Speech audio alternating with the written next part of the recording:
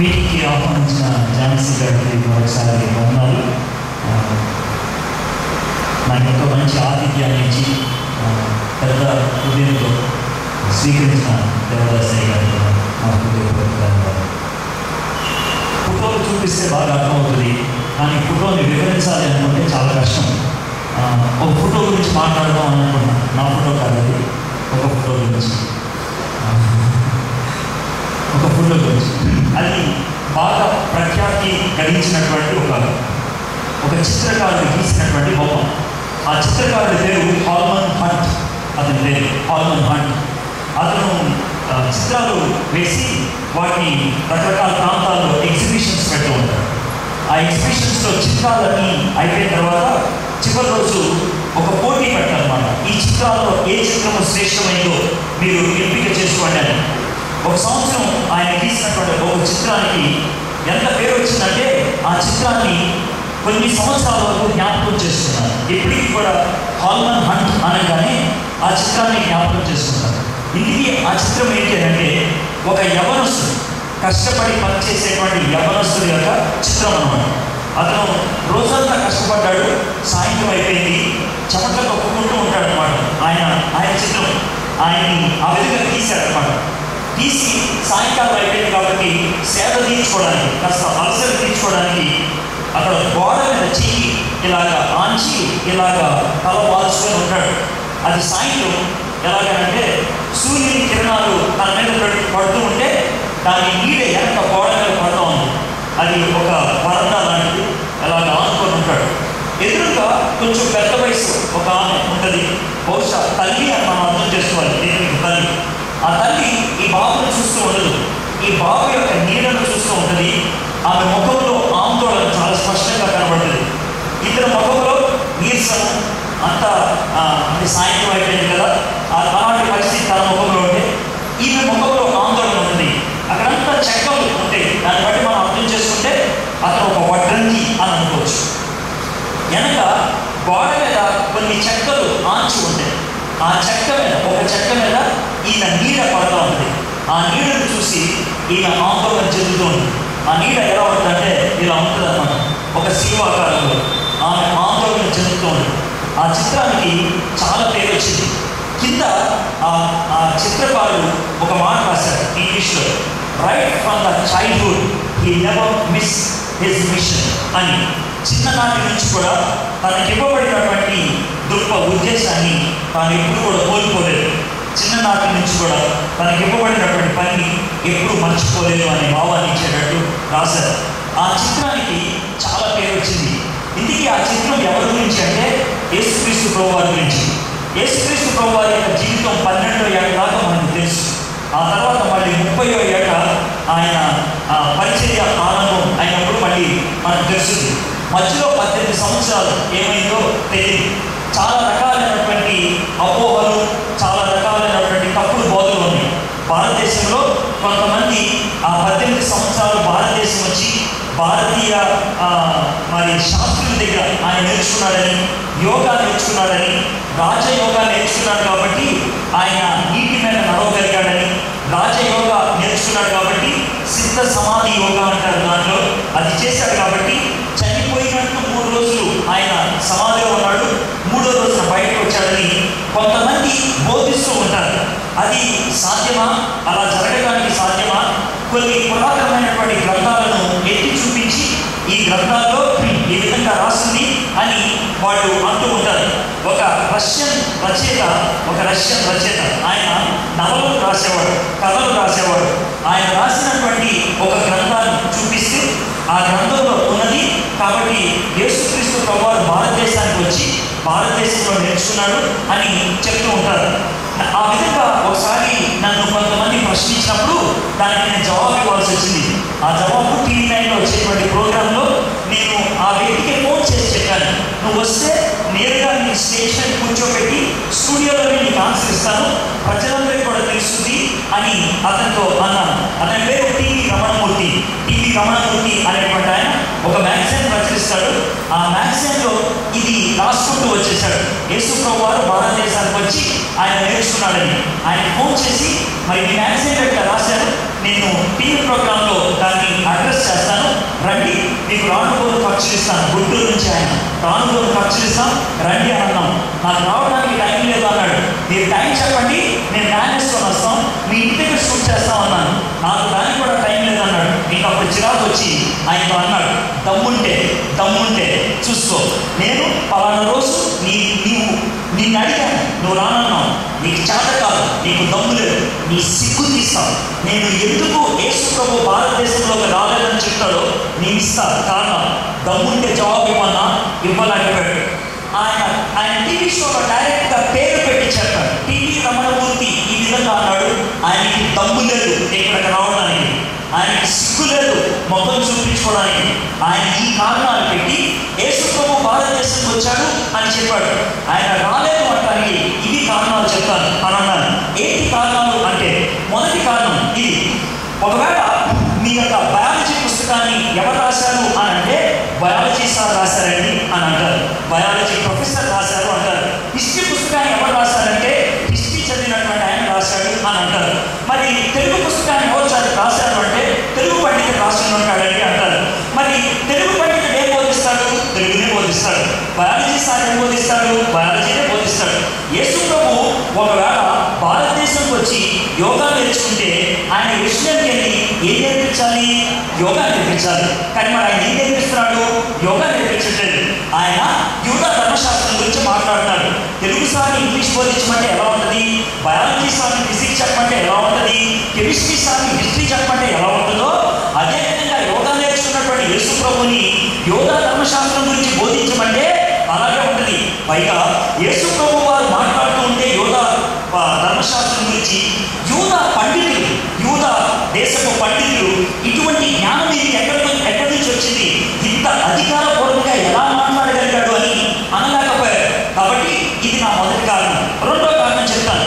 ఒకవేళ నేను 12వ ఏట మాది ఏలూరు వదిలేసి వెళ్ళిపోయాను అనుకోండి, 30వ ఏట మళ్ళీ ఏలూరు వస్తే నన్ను మొదటిగా అడిగే ప్రశ్న ఏంటి తెలుసా? ఊళ్ళో ఉన్నవాడు, అరే ఎవరబ్బాయిరా, నువ్వు ఎక్కడి నుంచి వచ్చావు, నువ్వు ఎవరివి, ఇది అడిగేటువంటి ప్రశ్న. ఎవరు కూడా యేసు ప్రభుని ఆ ప్రశ్న అడగలేదు. ఎవరన్నా తెలుసా? ఇతను వడ్రంగి యోసేపు కొడుకు కాదా, మనతో తిరిగినవాడు కాదా, మన మధ్యలో ఉన్నవాడు కాదా, ఇతనికి ఇటువంటి జ్ఞానం ఎలా వచ్చింది అని అన్నారు. ఇది రెండో కారణం. ఈ రెండో కారణం బట్టి యేసు ప్రభు వాళ్ళ మధ్యన ఉన్నాడు కానీ కాబట్టి వాడు యేసు ప్రభుని వెంటనే గుర్తుపట్టాడు. పైగా యేసు ప్రభుకి ఎందుకు విలువలేదంటే, వాళ్ళ మధ్య తిరిగిన వాడే. యేసు ప్రభు వారు ఒకసారి ఈ విధంగా అన్నాడు. ఎవరు తెలుసా? ప్రవక్త తానున్న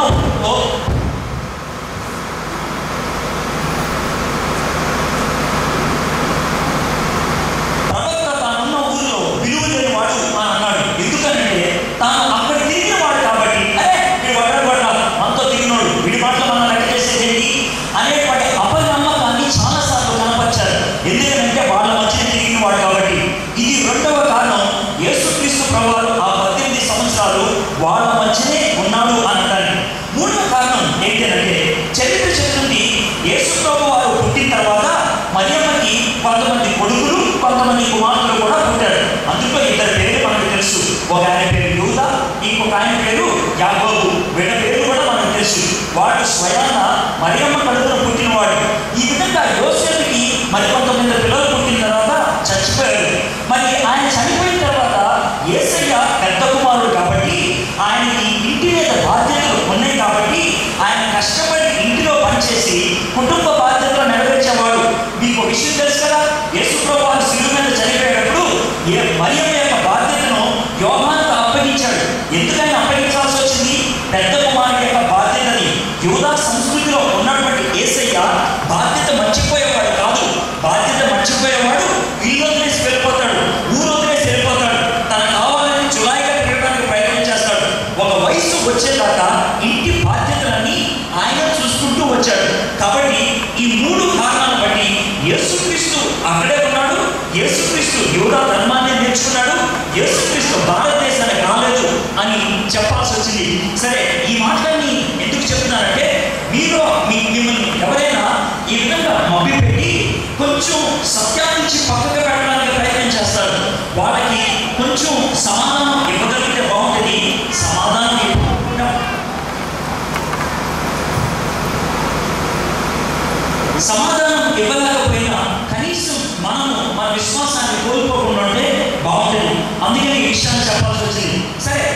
చిన్న విషయం మాత్రమే, నా అంశం అది కాదు. మరి యేసు ప్రభు గురించి ఎందుకు నేను ఈ మాట చెప్తున్నానంటే, ఈ యేసు ప్రభు వారు చిన్ననాటి నుంచి తన గురి గమ్యం అనేది ఎప్పుడు మర్చిపోలేదు. అయితే ఈ యేసు ప్రభు వారు ఒకసారి తన శిష్యులందరినీ పిలిచి అన్నాడు, ఎవరు అడిగారు తెలుసా, నా గురించి ప్రజలు ఏమనుకుంటున్నారు అని అంటే ఒక్కొక్కరు ఒక మాట చెప్పడం మొదలు పెట్టారు. ఒకడు అంటాడు, యేసయ్యా నీ గురించి ఏమనుకుంటున్నాడు తెలుసా, ఒక ప్రవక్తని. మరొక ఆయన అంటాడు, నువ్వు సాక్షాత్తు ఏలియాని అని అనుకుంటున్నారు. మరొక వ్యక్తి ఏమంటాడు తెలుసా, యేసయ్యా ఈ ఈ ఈ ప్రాంతంలో సుమారు 700 సంవత్సరాల క్రితం ఒక ప్రవక్త ఉండేవాడు. ఆ ప్రవక్తని నిన్ను అంటున్నారు. ఎందుకంటున్నారు ఆ ప్రవక్తని అని అంటే, ఆ ప్రవక్త పేరు ఇర్మియా. ఆ ప్రవక్తని నిన్ను అన్నాడు ఎందుకని అంటున్నారంటే, ఇర్మియా ఎప్పుడు ఏడుస్తూ ఉండేవాడు. ఇర్మియాకి ఒక పేరు ఉంది, ఏడుపుగొట్టోడు అని. ఎప్పుడు ఏడుస్తూనే ఉండేవాడు, ఎప్పుడు బాధపడుతూనే ఉండేవాడు, ఎప్పుడు భారంగానే ఉండేవాడు. ఆయన పళ్ళెప్పుడు ఎర్రగానే ఉండేది, ఆయన కళ్ళలోంచి ఎప్పుడు నీళ్లు కారుతూనే ఉండేది, ఎప్పుడు బాధ పెడుతూనే ఉండేవాడు. యేసయ్య కూడా యెరూషలేము పట్టణాన్ని చూసినా, యూదులను చూసినా ఆ విధంగా దుఃఖపడేవాడు, ఆ విధంగా బాధపడేవాడు. నీకు ఎన్నిసార్లు చెప్పాను, మీకు ఎన్నిసార్లు బోధించాను, అయినా కూడా మీరు నన్ను అంగీకరించట్లేదు, మీరు సత్యాన్ని స్వీకరించట్లేదని యేసయ్య చాలాసార్లు యెరూషలేము వాసుల గురించి ఆయన బాధపడ్డాడు. ఆ విధంగా చరిత్రలో ఎవరైనా ఏడ్చిన వాడు ఉన్నారంటే ఇర్మియాని ఎంత గొప్పగా వాడిగా చేశారంటే, యేసు ప్రభువును చూపించి నువ్వు ఇర్మియా వంటి వాడివి అని అన్నారు. ఈరోజు ఆ ఇర్మియా గురించి నేను కొన్ని విషయాలు మీతో ముచ్చరించాలని ఆశపడుతున్నాను. యేసు ప్రభు వారు ఈ లోకంలో ఉన్నప్పుడు ఇద్దరు ప్రవక్తలతో తాను పోల్చారు. ఒకటి ఇర్మియా, రెండోది యోనా. ఇర్మియా లాగా ఏడ్చాడు, యోనా లాగా 3 దినాలు ఆయన ప్రపంచంతో కటాఫ్ అయిపోయాడు. అందుకనే ఈ ఇద్దరు ప్రవక్తలతో ఆయన పోల్చడం జరిగింది. ఈరోజు ఇర్మియా గురించి మనం ధ్యానం చేయబోతున్నాం. 52 అధ్యాయాలు ఉన్నటువంటి ఇర్మియా గ్రంథము ప్రాథమికంగా బాధతో కూడింది. ప్రాథమికంగా ఇశ్రాయేలు చేసినటువంటి పాపాన్ని ఎత్తి చూపించేది. ఇర్మియా చేసినటువంటి పరిచర్య చాలా చాలా టెన్షన్తో కూడింది, రిస్క్తో కూడింది. అయినప్పుడు కూడా ఆ పరిచర్య బాధ్యతలు తన నెత్తి మీద వేసుకున్నాడు. ఇర్మియా గురించి ఒక మాట చెప్పమంటారా? ఝాన్సీ గారు ఇందాక వచ్చినప్పుడు చాలాసార్లు ఒక మాట చెప్తా ఉన్నారు, ఎంతమంది మారు మనసు పొందారో, ఎంతమంది యేసు ప్రభువుని అంగీకరించారో అని. దేవుడు ఎంతమంది మారు మనసు పొందారు అని కొన్నిసార్లు లెక్కలు వేసుకోలేకపోవచ్చు. ఎందుకు అంటే ఇర్మియాని బట్టి చెప్తున్నాను. ఇర్మియా 40 సంవత్సరాలు పరిచయం చేశాడు, ఒక్కడు కూడా మారు మనసు పొందలేదు. 40 సంవత్సరాలు పరిచయం చేశాడు, ఒక్కడు కూడా మారు మనసు పొందలేదు. అందుకని ఇర్మియా పనికిమాలిన వాడు అంటామా, ఇర్మియా అందరికంటే అదముడు అని అంటామా? దేవుడు లెక్క చూసేది నువ్వు ఎంతమందిని పరలోకంలోకి తెచ్చావని కాదు. దేవుడు లెక్క చూసేది నేను అప్పగించిన పనిని నమ్మని విశ్వాసంతో చేసేవాడేనని. దేవుడు విజయాన్ని మనం అనుకునే పద్ధతిలో చూడు. దేవుడు విజయాన్ని మనం అనుకునే పద్ధతిలో చూడు. దేవుడు విజయాన్ని నమ్మకంతో చూస్తాడు. నువ్వు నమ్మకంగా ఉంటే నాకు మంచి నచ్చిన వాడి, నమ్మకమైన బలాదాసుడా. ఇటువంటి మాట మనం ఎందుకు వింటుంటాం తెలుసా? దేవుడు మన నుంచి కోరేది నమ్మకత్వం, ఫెయిత్ఫుల్నెస్ అని అంటారు. మనం దేవుడు ఏదైనా బాధ్యత అప్పగిస్తే దాన్ని శిరస వహించడం, దాని ప్రతిఫలం దేవుడు చూసుకుంటాడు. దాని కాలమందు ఫలమిచ్చు చెట్టు వలె చేస్తాడు. కాలాలు నిర్ణయించేది ఎవరో తెలుసా? దేవుడు. ఫలాన్ని ఇచ్చేది ఎవరో తెలుసా? దేవుడు. నేను ఒక వ్యక్తిని యేసుక్రీస్తులోకి నడిపించలేను. నా మాటలు బట్టి ఒకడు రక్షింపబడ్డారు అని నేను చెప్పుకున్నట్లయితే అది పోసుకోరు మాటలే, అది వేస్టే. ఒకసారి ఈ విధంగా జరిగిందంట. డిఎన్ మూడి అని ఒక గొప్ప సువార్తికుడు ఉన్నాడు. డిఎన్ మూడి సువార్త పరిచయం అంటే చాలా బాగా ఇష్టం. ఆయన చాలా బాగా పరిచయం చేస్తూ ఉంటాడు. ఒకసారి అంట ఆయన ఒక గ్రామానికి వెళ్ళాడంట. గ్రామానికి వెళ్తే ఒక తాగుబోతు వచ్చాడంట. తాగుబోతు వచ్చాడంట. వచ్చి డిఎన్ మూడి గారి దగ్గరికి వచ్చి ప్రైజ్ ది లార్డ్ పాస్టర్ గారు అన్నాడట. ఎవరా బాబు తాగుబోతాడు ప్రైజ్ ది లార్డ్ అంటున్నాడని, ప్రైజ్ ది లార్డ్ బాబు అని అంటే డిఎన్ మూడి గారు అన్నాడట, నేను మీరు సువార్త చెప్తే మారు మనసు పొందినవాడిని, మీ యొక్క శిష్యుని అని అన్నాడట. అర్థమవుతుంది, మా శిష్యుడు కాబట్టి మళ్ళీ తాగుబోతు అయ్యామన్నాడు. నాకు అర్థం కాబట్టి నువ్వు మళ్ళీ తాగుబోతు అయ్యావు. నేను ఒక వ్యక్తిని మారిస్తే వాడు మారడు. నేను అని చెప్పుకుంటే కనుక అది ఏమవుతుందో డిఎన్ మూడి అన్నాడు. నాకు అర్థమవుతుందిలే, నువ్వు నా శిష్యుడే, నేను చెప్తే మారినడివే, అందుకే ఎలాగేయో. దేవుడు చెప్తే మారితే ఎలాగేంటి వాడు కాదు. దేవుడు మార్చాలి, మనం కాదు మార్చాల్సింది. మనము దేవుని చేతిలో పెన్ను లాంటివాడు. ఒక పెన్నుతో ఎవడైనా ఒక పుస్తకం రాస్తే ఆ పుస్తకాన్ని మెచ్చుకుంటాం, కరెక్టే. ఆ పుస్తకాన్ని రాసిన పెన్ను అంటాం ఎవడు కూడా. ఆ పెన్ను పట్టుకున్నటువంటి కవి పేరు చెప్తారు. మనము దేవుని చేతిలో సాధనాలు, మనం దేవుని చేతిలో పనిముట్లు. దేవునికి ఎంతగా మనల్ని మనం అప్పగించుకోగలుగుతామో, దేవునికి ఎంతగా మనల్ని మనం సబ్మిట్ చేసుకుంటామో దేవుడు అంత బాగా వాడుకోగలుగుతాడు. ఇర్మియా అలాంటి దేవుడికి తను తాను బాగా అప్పగించుకున్నాడు. అందుకే 40 సంవత్సరాలు పరిచయం చేశాడు. అయినప్పటికీ కూడా ఒక్కరు కూడా మార్పు చెందలేదు. ఇంకా బాగా అనిపించేది ఏంటి తెలుసా? తెలియకుండా యాక్సిడెంట్ అయిందనుకోండి, యాక్సిడెంట్ అయిన తర్వాత బాధపడతాం. ఎవడైనా చూస్తూ ఉన్నప్పుడు గుట్టలోకి దోశాడు అనుకోండి, ఆ బాధ ఎక్కువ ఉంటుంది. నేను ఈ మాట ఎందుకు చెప్తున్నాను తెలుసా? ఇర్మియాకి దేవుడు పిలిచినప్పుడు అన్నాడు, ఇర్మియా దా అన్నాడు. ఏంటి ప్రభు అని అంటే, నిన్ను ప్రవక్తగా పెట్టుకుంటానయ్యా, నీ మాట ఎవడు పెట్టు అంటే నువ్వేమంటావు? ఒకవేళ నువ్వే ఉన్నావు అనుకో, యేసయ్య నిన్ను పిలిచి నిన్ను సువార్తికుడిగా పెట్టుకుంటానయ్యా, కానీ నువ్వు సువార్త చెప్తే ఎవడో పెట్టు అంటే నువ్వేమంటావు? అయితే నేను ఎందుకుంటావు అని అంటావు. అయితే నేను ఎందుకు? పైగా నువ్వు వెళ్ళి మాట చెప్తున్నావు అనుకో, నీ తోబుట్టులే, నీ ఇంట్లో వాళ్ళే నీకు తల్లి కొడతారు, నీ ఊర్లో వాళ్ళే నీ మీద అపనిందన మోపుతారు, నీ రాజుగారే నిన్ను ఒక గుంటలో పడేస్తారు, నీ చుట్టూ ఉన్న వాళ్ళే నీకు చంపడానికి ప్రయత్నం చేస్తారు. రావా అని అడిగితే నువ్వేమని ఉండేవాడివి? నువ్వేమని ఉండేదాన్ని? మరి ఎందుకు ప్రభా నన్ను కొడతారంట, నన్ను తిడతారంట, కొన్ని కొట్టినా తిరిగినా ఎవరైనా ఒక ఇద్దరు ముగ్గురు నమ్మినట్లయితే నేను ఇంటి బయట చెప్తే ఇద్దరు మారాలని చెప్తున్నవాడిని ఎవడో మాట్లాడుతున్నా మరి ఎందుకు ప్రభా అని ఉండేవాడు. కానీ ఇర్మియా అలా అనలేదు. సరే ప్రభా, నువ్వు రమ్మంటే వస్తావు, నువ్వు వెళ్ళమంటే పోతావు, నువ్వు ఏం చెప్తే అది చేస్తావు. విశ్వాస్యత అనేది ఒక వ్యక్తిలో చూడాలి అంటే అది ఇర్మియానే. విశ్వాస్యత ఒక వ్యక్తిలో చూడాలంటే అది ఇర్మియానే. విశ్వాసానికి తండ్రి ఒకవేళ అబ్రహాము అయితే విశ్వాస్యతకు ఒక మాదిరి ఇర్మియా. ఎందుకంటే దేవుడికి అంతగా తను తాను అప్పగించుకున్నాడు. ఆ ఇర్మియాని దేవుడు ఎటువంటి పరిస్థితుల్లో పిలుచుకున్నాడు? ఇర్మియాని పిలిచినప్పుడు ఆయన పిలుపు విధానం ఎలా ఉందో ఈరోజు చూడబోతున్నాం. అయితే నేను ప్రతిరోజు వాక్యం చెప్పినప్పుడు మీకు ఒక మాట చెప్తాను. ఈ ఇర్మియా గురించి వింటే మనకు వచ్చేది ఏంటంట? ఇది మనం అడగాల్సిన ప్రశ్న. మనకు వచ్చేది ఏంటంట? నేను ఇర్మియా గ్రంథాన్ని మీ ముందు పెట్టినప్పుడు నా ఉద్దేశం ఏంటి తెలుసా? దేవుడు ఇర్మియాని ఎటువంటి పరిస్థితుల్లో పిలిచాడో బహుశా ఇప్పుడున్నటువంటి ప్రపంచం కూడా అటువంటి పరిస్థితుల్లోనే ఉన్నది. అది మొదటి. రెండోది, దేవుడు ఇర్మియాని పిలిచినప్పుడు దేవుడు ఇర్మియాలో ఎటువంటి గుణగణాలు ఆశించాడో అటువంటి గుణగణాలు నీకు నాకు ఉండగలిగితే దేవుడు మనల్ని వాడుకోగలడు. ఒక్క ఇర్మియా ఇశ్రాయేలు దేశం అంతటికి ప్రవక్త అవ్వగలిగాడు. మరి ఎంతమంది ఉన్నాం? మనలో కొంతమందినా ఇర్మియాలాగా మనల్ని మనం అప్పగించుకోగలిగితే ఈ దేశానికి, ఈ సమాజానికి, ఈ సంఘానికి, ఈ పరిస్థితులకి దేవుడి ప్రతినిధులు అవుతాం. దేవుడు అటువంటి ప్రతినిధుల కోసం ఎదురు చూస్తున్నాడు. దేవుడు తన ప్రవక్తల కోసం ఎదురు చూస్తున్నాడు. దేవుడు తన మనుషుల కోసం ఎదురు చూస్తున్నాడు. ఎందుకు అనంటే దేవుడు పనిచేయాలంటే ఒకే పద్ధతి. God's method is always human being. దేవుడి యొక్క పద్ధతి ఎప్పుడు కూడా మనిషే. దేవుడు దేవదూతలను వాడడు. దేవుడు లేకపోతే అద్భుతాల ద్వారా తన యొక్క గొప్పతనాన్ని కేవలం చూపించుకోవడానికి ప్రయత్నించాడు. మనుషుల్ని ఉపయోగిస్తాడు. మనిషి లేకుండా దేవుడు ఎప్పుడు అద్భుతాన్ని చేయలేదు. మనిషిని ఉపయోగించకుండా దేవుడు ఎప్పుడు కూడా తన శక్తిని ప్రదర్శించలేదు. దేవుడు ఎప్పుడు కూడా మనిషిని ఉపయోగించుకున్నాడు. He was always using a person, ఒక వ్యక్తిని. ఆ వ్యక్తి నువ్వు నేను ఎందుకు కాకూడదు? దేవుడి చేతుల్లోకి మనం వెళ్ళగలిగితే, దేవుడి శక్తిని మనం ఆశ్రయించగలిగినట్లయితే శక్తివంతమైనటువంటి దేవుడి సాధనాలు మనం అవ్వగలుగుతాం. అది ఇర్మియా జీవితాన్ని నుంచి మనం చూడగలుగుతాం. ఇర్మియా ఏ కాలంలో ఉన్నాడు, ఇర్మియా ఎటువంటి పరిస్థితుల్లో ఉన్నాడో చరిత్ర పుస్తకాల్లో ఉంది.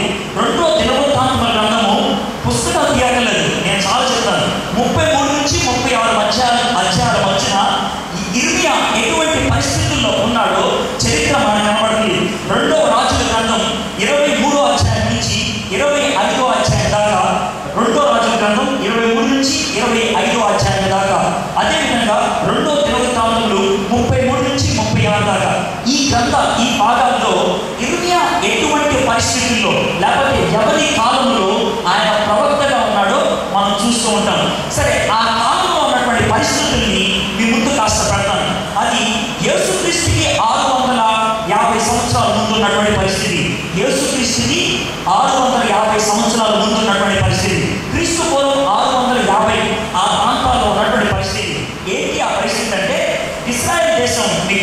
చిన్నగా 2 ముక్కలైంది. సొలొమోను తర్వాత పెద్ద రాజ్యాన్ని ఇశ్రాయేలు దేశం అన్నారు, చిన్న రాజ్యాన్ని యూదా దేశం అన్నారు. అది మీకు తెలిసిందే. యూదా దేశము క్రీస్తు పూర్వం 700, ఇశ్రాయేలు దేశము క్రీస్తు పూర్వం 720లో అది మటుమాయం అయిపోయింది, అది కనుమరుగు అయిపోయింది, శత్రువుల చేతిలోకి చిక్కుకుపోయింది. ఇది ఇశ్రాయేలు దేశం లేదు. యూదా దేశం అనే చిన్న దేశం మాత్రం మిగిలిపోయింది. ఆ దేశాన్ని కొంతమంది రాజులు పరిపాలించుకుంటూ వచ్చారు కొంతకాలం. ఆ పరిపాలించినటువంటి రాజుల్లో కొంతమంది మంచి రాజులు ఉన్నారు, కొంతమంది చాలా చెడ్డ రాజులు ఉన్నారు, చాలా చెడ్డ రాజులు. బహుశా ఇశ్రాయేలుని పరిపాలించినటువంటి రాజుల్లో అతి చెడ్డవాడు ఎవరు అని ఒకవేళ మనం టాప్ నెంబర్ ఎత్తుకోవాలనుకుంటే ఈ వ్యక్తి పేరే పెట్టొచ్చేమో. ఆ వ్యక్తి ఎవరు అని అంటే, పైగా ఆయన ఇశ్రాయేల్ దేశాన్ని అతి ఎక్కువ కాలం పరిపాలించాడు. ఎంతకాలం తెలుసా? 53 సంవత్సరాలు. 53 సంవత్సరాలు పరిపాలించాడు. కానీ చాలా దరిద్రుడు, చాలా దుర్మార్గుడు, చాలా దుష్టుడు. ఎవరు ఆ రాజు అంటే మనష్షే. మనష్షే అనేటువంటి రాజు ఇశ్రాయేలుని 53 సంవత్సరాలు పరిపాలించాడు. ఈ 53 సంవత్సరాల్లో ఆయన ఏం చేశాడు తెలుసా? ఇశ్రాయేలు యూదులను ఆ దేవతలను పూజ చేసేటట్లు చేశాడు, బయలు దేవతలను పూజ చేసేటట్లు చేశాడు. అంతకంటే భయంకరమైన పని ఏంటి తెలుసా?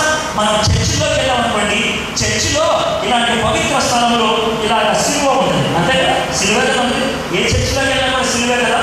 ఒక ఆదివారం పొద్దున్నే మీరు చర్చికి వచ్చారనుకుందాం, ఇక్కడ సిలువ బదులు శివలింగం కానీ ఓం కానీ ఉందనుకోండి, ఏం చేస్తారు మీరు?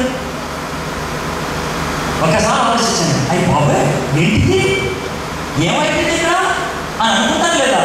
అదే చేశాడు మనష్షే. ఏం చేశాడు తెలుసా? యెరూషలేము యొక్క దేవాలయం ఉంది కదా, దేవాలయంలో గర్భగుడిలో సర్వసాధారణంగా ఉండాల్సినటువంటి ఆ ప్రత్యక్షపు గుడారం, ఆ ప్రాంత పరిస్థితిని తీసి పడేసి అక్కడ బయలుదేవతను పెట్టాడు. బయలుదేవతను తీసుకొచ్చి పెట్టి అక్కడ బయలుదేవతకి పూజలు చేయడం మొదలు పెట్టాడు. ఎంత దౌర్భాగ్యమైనటువంటి పరిస్థితిలో ఆలోచించండి. తనకు కొడుకు ఉండేవాడు. ఆ కొడుకుని తాను పిలుచుకొని దేవాలయంలోకి తీసుకొచ్చి ఆ కొడుకుని పొడిచి ఆ కొడుకు యొక్క కాలిన రక్తాన్ని ఒక బేసిన్లో పట్టుకొని బయలుదేవతకి నేరుగా యెరూషలేము దేవాలయంలో బలిచ్చాడు. అంత దుర్మార్గుడు, అంత దుష్టుడు. అటువంటి దుర్మార్గపు పరిస్థితుల్లో ఇర్మియా జన్మించినట్లు మనం చూస్తాం. అటువంటి దుర్మార్గపు పరిస్థితుల్లో ఇప్పుడు మీ బైబిల్ తీయండి. ఇప్పుడు మీ బైబిల్ ఇర్మియా గ్రంథం 1వ అధ్యాయం. నేను తొలి 10 వచనాలు మాత్రమే మీతో త్వరగా ధ్యానం చేస్తాను. మొదటి 3 వచనాలు నేను చదువుతున్నాను. బెన్యామీను దేశమందలి అనాతోతులో కాపురం ఉన్న యాజకులలో ఒకడై హిల్కీయా కుమారుడైన ఇర్మియా వాక్యములు. ఆమోను కుమారుడైన హోషేయ యూదాకు రాజై ఉండగా అతని ఏలుబడి 13వ సంవత్సరమున యెహోవా వాక్కు ఇర్మియాకు ప్రత్యక్షమైంది. మరియు హోషేయ కుమారుడకు యెహోయాకీము యూదాకు రాజై ఉండగా యెహోయాకీము కుమారుడకు సిద్కియా యూదాకు రాజై ఉండగాను అతని ఏలుబడి 11వ సంవత్సరాంతము వరకును, అనగా ఆ సంవత్సరం 5వ నెలలో యెరూషలేము చెరదీసుకొని పోబడి వరకును ఆ వాక్కు ప్రత్యక్షమగుచూ ఉండేది. ఒకవేళ మీరు ఈ వాక్కును మీ ఇంట్లో చదువుకున్నట్లయితే నిద్ర వచ్చిండేది. 3వ వచనం పూర్తయ్యే లోపల 4 సార్లు ఆవులించి ఉండేవాళ్ళు. ఒకవేళ హుషారుగా ఉన్న పరిస్థితి అయితే ఈ దేంట్లో బాబు నోరే తిరగట్లేదు, ఇది దేవుడు వాక్ అంట, పెచ్చగాలి ఏంటి అని అనుకునేవాడు మనసులో. బయటకంటే ఎవరు తింటారేమో. ఇది ఉండేటువంటి ఫీలింగ్. ఇది ఎందుకు రాశారు? ఈ 3 వచనాల నుంచి మనం నేర్చుకోగలిగేది ఏమైనా ఉందా అని అంటే చాలా ఉంది అని అంటారు. ఈ 3 వచనాల్లో అసలు దేవుడు ఇర్మియాని ఏ కాలంలో పిలిచాడో, ఏ పరిస్థితుల్లో పిలిచాడో మీకు ఇందులో వివరిస్తున్నాడు. మీకు మాట చెప్పాను, ఈ 2 రోజుల్లో 2 సార్లు చెప్పాను. బైబిల్లో ఒక మాట ఉన్నదని, ఏంటది? అనగనగా ఒక రోజు, అనగనగా ఒక ఊరిలో. అది ఎప్పుడు ఉండదు బైబిల్లో. ఎందుకో తెలుసా? బైబిల్ చరిత్ర. బైబిల్ చరిత్ర కాబట్టి ఎప్పుడు, ఎక్కడ, ఎవరికి, ఎందుకు, ఎలాగా స్పష్టంగా ఉంటుంది. ఇర్మియాని దేవుడు ఎప్పుడు పిలుచుకున్నాడు, ఎంతకాలం ప్రవక్తగా ఉన్నాడు, ఈ విషయాన్నంతటినీ వివరించేటువంటి ఆ వచనాలే ఆ 3 వచనాలు. 5 రాజులు యూదా దేశాన్ని పరిపాలిస్తున్నప్పుడు ఇర్మియా ప్రవక్తగా ఉన్నాడు. ఈ 5 రాజులు 40 సంవత్సరాలు ఇశ్రాయేలుని పరిపాలించాడు. ఆ కాలంలో ఇర్మియా ప్రవక్తగా ఉన్నాడు. దానికి ముందు ఇర్మియా పుట్టాడు. ఇర్మియా పుట్టినప్పుడు పరిస్థితులు ఏంటో నేను చెప్తున్నాను. ఇర్మియా పుట్టినప్పుడు పరిస్థితులు ఏంటో తెలుసా? మనష్షే అనేటువంటి దుర్మార్గుడు పరిపాలిస్తున్నాడు. మనష్షే అనేటువంటి దుర్మార్గుడు పరిపాలిస్తున్నప్పుడు పాపము తాండవం ఆడుతున్నప్పుడు ఒక చిన్న బాబు పుట్టాడు. ఆ బాబే ఇర్మియా. ఈ మాటలు మీకు ఎందుకు చెప్తున్నాను తెలుసా? మన చుట్టూ ఉన్నటువంటి ప్రపంచంలో పాపము తాండవం ఆడుతుంది. మన చుట్టూ ఉన్నటువంటి పరిస్థితుల్లో అవినీతి భయంకరంగా పేటరేగిపోయినటువంటి పరిస్థితి. ఎక్కడ చూసినా హింస, ఎక్కడ చూసినా భయంకరమైనటువంటి అత్యాచారాలు, ఎక్కడ చూసినా ఘోరమైనటువంటి పరిస్థితులు. ఇటువంటి పరిస్థితుల్లో దేవుడు ఆశించేది ఏంటి తెలుసా? నన్ను కోరుకునేవాడు, నన్ను ప్రేమించేవాడు, నన్ను ఆశించేవాడు ఒకడు, లేకపోతే ఒక స్త్రీ ఉంటే బాగుండు అని ఆలోచిస్తున్నాడు. ఈ స్థితిగతుల్లో, ఈ పరిస్థితుల్లో మీరున్నారు, నేనున్నాను. కాబట్టి మనం ఇర్మియాలాగా ఎందుకు ఫీల్ అవ్వకూడదు? దేవుడు ఇర్మియాని యూదా దేశంలో భయంకరంగా పాపం తాండవమాడుతున్నప్పుడు ఏ విధంగా ఈ లోకంలో పంపించాడో నిన్ను నన్ను ఆ విధంగా పంపించాడు అని ఎందుకు అనుకోకూడదు? ఈ దేవాలయానికి వస్తున్నాం, అనేక వాక్యాలు వింటూ ఉన్నాం, పల్లగుద్ది ప్రసంగాలు చేసేవాళ్ళు ఉన్నారు. మీకున్నటువంటి పాస్టర్ గారు గొప్పవారు కాబట్టి ఇక్కడికి వచ్చేటువంటి పరిస్థితులంతా కూడా చాలా గొప్పవాడు, పేరు ప్రఖ్యాతులు గడించిన వాడు, వాక్యాన్ని బాగా అర్థం చేసుకున్నవాడు, ఆత్మపూర్ణులైనటువంటి వాడు. అంత గొప్ప వాక్యాన్ని మీరు వింటూ ఉన్నట్లయితే, అంత గొప్ప గొప్పవాడు మీ దగ్గరకు వస్తున్నట్లయితే దేవుడు ఎందుకని మిమ్మల్ని ఇక్కడ కూర్చోబెట్టాడు? దేవుడు ఎందుకని ఆ యొక్క వధువులని మీకు అనుగ్రహిస్తున్నాడు? ఒక్కసారి ఆలోచించారా? చుట్టూ ఉన్నటువంటి పేటరేగిపోతున్నటువంటి ఈ సమాజానికి మీరు ఇర్మియాలా ఉండాలని, ఈ చుట్టూ ఉన్నటువంటి ఈ భయంకరమైనటువంటి విపత్తుకు మీ ద్వారా దేవుడు తన సమాధానాన్ని అందించాలని, తన పరిష్కారాన్ని అందించాలని ఆయన నీ వంప నా వంప చూస్తున్నాడు. ఇర్మియా అప్పుడు జన్మించాడు. అదే పరిస్థితిలో ఇంకొక బాబు కూడా పుట్టాడు. ఇంకొక బాబు కూడా బహుశా క్రీస్తు పూర్వం 648 ఆ ప్రాంతాల్లో ఇద్దరు బాబులు పుట్టారు. ఒక బాబు పేరు ఇర్మియా, ఇంకొక బాబు పేరు ఓషియా. ఒక బాబు పేరు ఇర్మియా, ఇంకొక బాబు పేరు ఓషియా. సరే, వీళ్ళిద్దరూ 648లో పుట్టారు. 642 ఈ బాబులు 6 సంవత్సరాలు ఉన్నప్పుడు మనష్షే చచ్చిపోయాడు. మనష్షే చచ్చిపోయిన తర్వాత వాళ్ళ కొడుకు రాజయ్య, వాళ్ళ కొడుకు వాళ్ళ నాన్న కంటే తక్కువే కాదు. వాళ్ళ నాన్న దరిద్రుడంటే వీడు పరమ దరిద్రుడు, అంతకంటే దరిద్రమైన జీవితాన్ని జీవిస్తున్నాడు. అటువంటి పరిస్థితుల్లో ఇది ఏం చేయాలో అర్థం కాక ప్రజలే, అంటే ఆ యూదా దేశపు ప్రజలే వాళ్ళ రాజుగారిని చంపేశారు 640లో. అతన్ని చంపేసిన తర్వాత ఒక ఆయన ఉన్నాడు, హిజ్కియా అనేటువంటి ఆయన ఓషియా అనేటువంటి 8 సంవత్సరాల బాబుని, 8 సంవత్సరాలు అంటే 3వ క్లాస్ చదువుకునేటువంటి బాబుని రాజు చేశాడు. 3వ క్లాస్ చదువుకున్నటువంటి బాబుని రాజు చేశాడు. ఆయన రాజు అయిపోయాడు. 16వ ఏట వరకు, అంటే 8 ఏళ్ళు ఆ విధంగా పరిపాలించిన తర్వాత 16వ ఏట అంటే ఇంటర్మీడియట్లో ఉన్నప్పుడు, ఇంటర్మీడియట్ ఫస్ట్ ఇయర్ ఆ వయసులో ఉన్నప్పుడు ఓషియాకి ఒక ఆలోచన వచ్చింది. ఏమన్నా తెలుసా? మా నాన్నగారు, మా తాతగారు ఈ యొక్క ఆలయాన్ని పాడు చేశారు, వీటిని బాగు చేస్తే బాగుంటుందని కొంతమంది మనవాళ్ళు పిలిచి, అరే ఈ విగ్రహాలు తీసేసి ఈ పవిత్రమైనటువంటి ఆలయాన్ని కడగండిరా అని అన్నాడు. ఆ విధంగా కడుగుతూ ఉంటే వాళ్ళు సాక్షాత్తు పవిత్ర స్థలం వెనక్కి వెళ్ళారు. అక్కడికి వెళ్తే పవిత్ర గ్రంథం ఒకటి మూల చుట్టి పడేసి ఉంది. దాన్ని తీసుకొచ్చి రాజుగారు అతి పవిత్ర స్థలంలో మూలలో ఈ పుస్తకం దొరికిందని అన్నారు. రాజుగారు అన్నారు, ఏంట్రా ఆ పుస్తకం తీసి చదవండి అన్నారు. గబగబా ఆ పుస్తకం తీసి చదివేస్తున్నారు. ఇంటికి ఆ పుస్తకం ఏంటి తెలుసా? మోషే ధర్మశాస్త్రం. ఎంత దౌర్భాగ్యం ఆలోచించండి. ధర్మశాస్త్రాన్ని మూల పడేశారు. మోషే ఇచ్చినటువంటి తాకీదులు పక్కకు పడేశారు. ఇశ్రాయేలు ఇష్టం వచ్చినట్లు జీవిస్తున్నారు. యూదుల జీవితాల్లో పాపం పేటరేగిపోతుంది. వాక్యాన్ని మూల పడేశారు. అయ్యగారు ఇది మోషే గారు రాసిన ధర్మశాస్త్రం అండి అన్నారు. చదవండి అన్నారు. ఏదో ఒక పేజీ తీసి చదవడం మొదలు పెట్టారు. అవి చదువుతూ ఉంటే ఓషియా కింద కూర్చుండిపోయాడు. బట్టలు చింపేసుకున్నాడు, నెత్తి మీద పూడి చేసుకున్నాడు. అయ్యో ఎంత పాపం చేశావా అని అన్నాడు. మనం చేసిన తప్పులన్నీ ఇక్కడ ఉన్నాయా? ఇలాంటి తప్పులు చేయకూడదు. ఈ విగ్రహాన్ని తీసుకొచ్చి ఇక్కడ పెట్టాం, దీన్ని అపవిత్రంగా మార్చాం, కడిగేయండి, శుభ్రం చేయండి అని అక్కడ ఉన్నటువంటి మతములు, అక్కడ ఉన్నటువంటి పద్ధతుల్లో మార్పులు తీసుకొచ్చాడు. ఇది సుమారు 628 ఆ ప్రాంతంలో జరిగింది. ఆ విధంగా మార్పు తీసుకొచ్చి యూదా దేశంలో మతపరంగా మార్పులు వచ్చినటువంటి సందర్భంలో ఆ సమయంలో యెహోవా వాక్కు ఇర్మియా దగ్గరికి వచ్చింది. నేను ఈ చరిత్రను మీకు ఎందుకు చెప్పాను తెలుసా? దేవుడు ఇర్మియాని ఏ పరిస్థితుల్లో పుట్టించాడో తెలుసా? పాపం పేటరేగిపోతున్నప్పుడు దేవుడు ఇర్మియాని ఏ పరిస్థితుల్లో నేను నిన్ను వాడుకుంటాను అని పిలిచాడు తెలుసా? పరిస్థితి స్టేజ్ సెట్ అయిన తర్వాత, స్టేజ్ సెట్ అయింది రా అని పిలిచారు. ఈరోజు దేవదాస్ గారికి ఆయన భార్యకి సన్మానం చేశారు. ఆయన ఇక్కడ పిలవక ముందు ముందే దండపంపు వచ్చి ఉంటారు. ఆయన ఇక్కడ పిలవక ముందు ముందే రకరకాల బాంబులు గీంబులు అన్ని తెచ్చారు.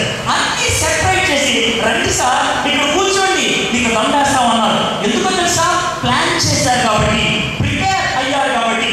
ప్రిపేర్ చేసేది దేవుడు, వర్క్ చేసేది నువ్వు. దేవుడు స్టేజ్ ప్రిపేర్ చేసి ఈ స్టేజ్ ప్రిపేర్ అయ్యింది రారా నువ్వు ఇప్పుడు ఏమాడాలి, అది దేవుడు అడిగేది. ఒక్కసారి ఆలోచించండి.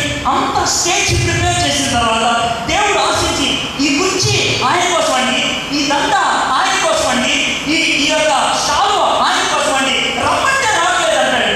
ఎంత బాధతో ఆలోచించాడు. నాకు అది ఎలా అనిపిస్తుంది తెలుసా? రిలే రేస్ అంటారు. రిలే రేస్ అంటే తెలుసా? నలుగురు ఒకళ్ళ తర్వాత ఒకరు పరిగెడతారు. వాళ్ళ చేతిలో ఒక కడ్డీ దాటుతుంది, దాన్ని బ్యాటన్ అంటారు. కడ్డీ దాని మొదటి వ్యక్తి దాన్ని పట్టుకొని 100 మీటర్లు పరిగెత్తి రెండో వాడికి ఇస్తాడు.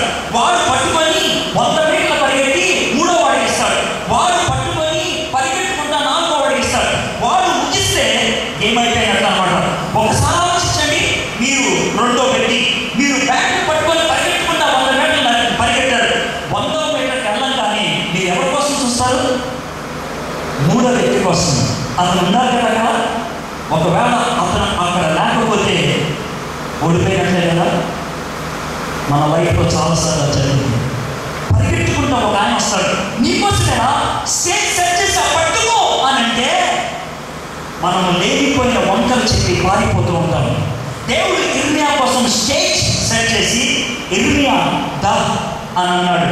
ఇర్మియాని ఏ పరిస్థితుల్లో పిలిచాడో మనకు అర్థమవుతుంది. ఇర్మియాని ఎలా పిలిచాడు ఇప్పుడు చూద్దామా? ఇర్మియా గ్రంథం 1వ అధ్యాయం 4వ వచనం చదువుతాను. యెహోవా వాక్కు నాకు ప్రత్యక్షమై ఈలాగూ సెలవిచ్చింది. ఇక్కడ నుంచి కొన్ని సున్నితమైనటువంటి విషయాన్ని గమనించాలి.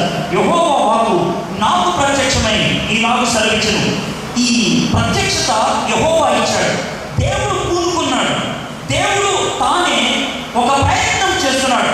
మన జీవితంలో ప్రయత్నాలు మొదలుపెట్టేది దేవుడు, మనం కాదు. ప్రయత్నం చేశారు కాబట్టి మీరు చర్చకు వచ్చారు. ప్రయత్నం చేశారు కాబట్టి మీరు వాక్యాన్ని విన్నారు. ప్రయత్నం చేశారు కాబట్టి మీ దగ్గరికి సువార్త వచ్చింది. దేవుని యొక్క ప్రయత్నం అని, దేవుని యొక్క ఇనిషియేషన్. దేవుడే తాను పూనుకుంటున్నాడు. దేవుడే నీ పట్ల ఒక పనిని ఆనందిస్తూ ఉన్నాడు. గుర్తుపెట్టుకోండి, hour God is God of initiation. హైందవ దేవుడికి క్రైస్తవ దేవుడికి ఉన్నటువంటి ఏకైక తేడా ఇదే. హైందవ దేవుడు కూర్చుంటాడు, ఆయన మనం లేపాలి. పొద్దున్నే లేచి హైందవులు దేవుడిని నిద్ర లేపుతాడు తెలుసా? ఎందుకంటే ఆయన పడుకుంటాడు. మన దేవుడు నిద్రపోడు, నిద్రపోడు. ఆయన ఎప్పుడు లేచి ఉండేటువంటి వాడు. ఆ దేవుడి దగ్గరికి వీళ్ళు వెళ్ళాలి, కానీ మన దేవుడి దగ్గరికి ఎవరు వెళ్ళక్కర్లేదు. ఆయన మన దగ్గరికి వస్తాడు. సమరీ స్త్రీ అడిగింది, నేను యెరూషలేము వెళ్ళాలా, గెరాజీ వెళ్ళాలంటే హలో ఎక్కడికి వెళ్ళక్కర్లా, నేనే వస్తాను నీ దగ్గరికి. ఎక్కడికి వెళ్ళక్కర్లా, నేనే వస్తాను నీ దగ్గరికి. ఎక్కడికి వెళ్ళక్కర్లేదు. హోలీ ల్యాండ్ టూర్స్కి వెళ్తూ ఉంటారు, వెళ్ళండి. దాని గురించి నేను నెగిటివ్గా చెప్పట్లేదు. ప్లీజ్ నేను కూడా వెళ్ళా ఒకసారి, అర్థమైందా? అయితే హోలీ ల్యాండ్కి వెళ్తే ఏదో హోలీనెస్ వస్తుంది అనుకుంటే పొరపాటే. పుణ్యక్షేత్రాలు హైందవులు కొంటే, పుణ్యక్షేత్రాలు ముస్లింలు కొంటే, పుణ్యక్షేత్రాలు ఒకవేళ ఉంటే క్రైస్తవుడికి ఇదే. ఏది ఇది? నీ పుణ్యక్షేత్రం ఏంటి తెలుసా? నీ హృదయం. హృదయము దేవునికి ఆలయం. ఒకవేళ దేవుని ఆలయము, దేవుని నివాస స్థలము పవిత్రమైనది, పుణ్యమైనది అనుకుంటే అది నువ్వే, అది నువ్వే. నీ జీవితం, నీ బ్రతుకు, నీ శరీరం దేవునికి ఆలయం అవ్వాలి. ఆయన ఎక్కడో ఉన్నాడని అక్కడికి వెళ్తే ఏముండదు, మట్టిగా పీచి ఏముండదు. నేను వెళ్ళొద్దు అనట్లేదు, వెళ్ళండి, చూడండి. ఎందుకంటే పరిస్థితులు అర్థమవుతాయి. మరి మనం వాక్యం చదువుకున్నప్పుడు హోలీ ల్యాండ్కి వెళ్ళి వస్తే ఓహో ఇలాంటి శీతోష్ణ స్థితి ఉండదన్నమాట, ఇలాంటి కొండలు ఉంటాయి అన్నమాట, ఇలాంటి బాగులు ఉంటాయి అన్నమాట, ఇలాంటి రోడ్లు ఉంటాయి అన్నమాట. మనకు అర్థమవుతుంది, ఇలాంటి చెట్లు ఉంటాయి అన్నమాట, ఇలాంటి జీవన శైలి ఉంటుంది అన్నమాట. వెరీ గుడ్, వెళ్ళండి, తెలుసుకోవడానికి వెళ్ళండి, పూజ చేయడానికి కాదు, తెలుసుకోవడానికి వెళ్ళండి. అది పుణ్యక్షేత్రం అని అనుకుంటే పొరపాటు. దేవుడు మన దగ్గరకు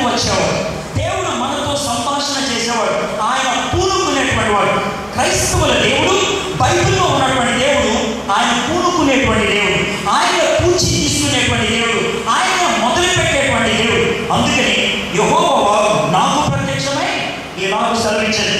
ఏమని సెలవిచ్చింది ఆ వాక్యము అంటే? యెహోవా అన్నాడు, ఏమన్నాడు? గీత ఉంటుంది. ఆ గీత తర్వాత ఉన్న డైలాగు దేవుడి డైలాగ్ ఏంటో సార్? గర్భములో నేను నిన్ను రూపింపక మునిపే నిన్ను ఎరిగితిని, నీవు గర్భము నుండి బయలుపడక మునిపే నేను నిన్ను ప్రతిష్ఠించి జనులకు ప్రవక్తగా నిన్ను నేను నియమించింది. 3 విషయాలు ఇక్కడ చెప్తున్నాడు ఇర్మియాతో. ఇర్మియా, నువ్వు గర్భములో పుట్టక ముందే నేను నిన్ను ఎరిగితిని. ఇది మొదటి విషయం. గర్భములో నిన్ను రూపింపక మునిపే నిన్ను ఎరిగితిని. మనం ఈ లోకంలో ఉన్నప్పుడు ఏదైనా ఉద్యోగం కావాలి అంటే దరఖాస్తులో మొట్టమొదటిగా పెట్టేది మీ పేరు, రెండోదిగా పెట్టేది మీ నాన్నగారి పేరు, దాని కింద పెట్టేది నీ పుట్టిన తారీఖు, రోజు. ఇది ఎవరి దరఖాస్తులైనా ఉండేది మొట్టమొదటిగా నీ పేరు, తర్వాత మీ నాన్నగారి పేరు, తర్వాత నువ్వు పుట్టినటువంటి రోజు. ఈ 3 పెడతారు. కానీ ఇక్కడ దేవుడు మరి ఇర్మియాతో మాట్లాడుతూ ఏమన్నా తెలుసా? హలో, నువ్వు పుట్టక ముందే నువ్వేంటో నాకు తెలుసు. ఇది ఆయన అంటుంది. నువ్వు బయోడేటా పట్టుకొని వస్తావా? ఏసయ్యా, నేను ఇర్మియాని, నేను పలానా వాడు కొడుకుని, నా పుట్టినరోజు ఇది, నా పుట్టిన ఊరు ఇది అని అంటే, అదే నీ పుట్టినరోజు కంటే ముందు నుంచి నాకు తెలుసు నీ గురించి. ఎందుకన్నాడేమో, గర్భములో నేను నిన్ను రూపింపక మునిపే నిన్ను ఎరిగింది. ఆ ఒక్క చిన్న విషయంలో ఎన్ని మాటలు మనకు తెలుస్తున్నాయి. ఎన్ని విషయాలు. ఒకటి, ఇర్మియాని రూపించింది ఎవరు? యెహోవా దేవుడు రూపింప చేశాడు. ఇర్మియాని తయారు చేసింది ఎవరు? యెహోవా దేవుడు. అంటే ఆయన ఏమో చెప్తున్నారు తెలుసా? మీ అమ్మ కడుపులో నీకు జీవితాన్ని ఇచ్చింది నేనే, నీకు రూపాన్ని ఇచ్చింది నేనే, అంటే నీ జన్మకు కారణం నేనే అని అంటున్నాడు. ఇక్కడ ఉన్నటువంటి మనంతో ఈ సత్యాన్ని గ్రహిస్తే ఒక అద్భుతమైనటువంటి లాభాన్ని మనం పొందుతాం. ఏంటి అంటే, మనలో కొంతమందికి న్యూనతాభావం ఉంటుంది. అంటే తెలుసా, నేనా, నాకేముందండి అనేటువంటి భావన కొంతమందికి ఉంటుంది. నాకా ఆయన అంత డబ్బు లేదండి, నాకా ఆమెకున్నంత తెలివితేటలు ఇవ్వండి, నాకా ఆయనకున్నటువంటి అవకాశాలు ఇవ్వండి, నాకా ఆమెలాగా పాడలేనండి అని మీరు అనుకొని మిమ్మల్ని మీరు తక్కువ చేసుకుంటారు. నేనా గుడిసెలో ఉండేదానండి, నేనా ఈ పక్క సందులో ఉండేదానండి అని మిమ్మల్ని మీరు తక్కువగా ఆలోచించుకుంటూ ఉన్నట్లయితే ఈ మాట గుర్తుపెట్టుకోండి. నువ్వు సందులో ఉన్నా, గుడిసెలో ఉన్నా, నువ్వు చెత్తకాయలు ఎత్తుకునే ఆమెవైనా, లేకపోతే రోడ్ కూర్చే వ్యక్తివైనా, లేకపోతే ఒక ఆఫీస్లో ప్యూరువైనా, నోరు నంతైనా కళ్ళు లేకపోయినా గుడ్డివాడివైనా, మీ అమ్మ కడుపులో నిన్ను తయారు చేసింది దేవుడు. అది ఆయన చెప్తుంది. నీ అమ్మ కడుపులో నిన్ను తయారు చేసింది ఆ దేవుడు. నీ జీవితానికి విలువ ఎక్కడి నుంచి వస్తుందంటే, నిన్ను ఎవరు తయారు చేశారు? నువ్వు ఎవరోరా ఇది అడిగే ప్రశ్న. నువ్వు ఎవరోరా, మీ నాన్న ఎవరా అనే మాట ఎందుకు అడుగుతారు తెలుసా? నువ్వెవరువో చెప్తే నీ గురించి నేనేం ఆలోచించాలో చెప్తాను. నువ్వెవరువో చెప్తే, ఒకవేళ నన్ను అడిగితే నువ్వెవరి అంటే దేవుని చేత సృష్టించబడినటువంటి వ్యక్తి. నా విలువ అది, నా సత్తా అది. నాకు అందము లేకపోవచ్చు, నేను అమితాబ్ బచ్చన్ లాగా 6 అడుగులు లేకపోవచ్చు, ఐశ్వర్య లాగా అందము లేకపోవచ్చు, బాలు లాగా పాటలు పాడలేకపోవచ్చు, ఏఆర్ రెహమాన్ లాగా మ్యూజిక్ వాయించలేకపోవచ్చు, దేవదాస్ గారి లాగా ప్రసంగం చేయలేకపోవచ్చు. But I'm Edward Williams. ఎందుకు తెలుసా? నన్ను దేవుడు సృష్టించాడు. నా జీవకణము దేవుడి దగ్గర నుంచి వచ్చింది. ఆయన నాకు జీవమిస్తే నేను ఈ లోకంలో ఉనికిలోకి వచ్చాను. అదే మాట చెప్తున్నాడు. నీ గర్భంలో నేను నిన్ను రూపింపక మునిపే నిన్ను ఎరిగితిని. నీ అమ్మ కడుపులో నీకు రూపాన్ని ఇచ్చింది నేనే. 139వ కీర్తన ఎవరు రాశారో మనకి తెలియదు. దావీదు కొంతమంది అంటారు, కొంతమంది కాదు అని అంటారు. 24 వచనాలు ఉన్నటువంటి ఆ కీర్తనలో 4 విషయాలు నేర్చుకుంటాం.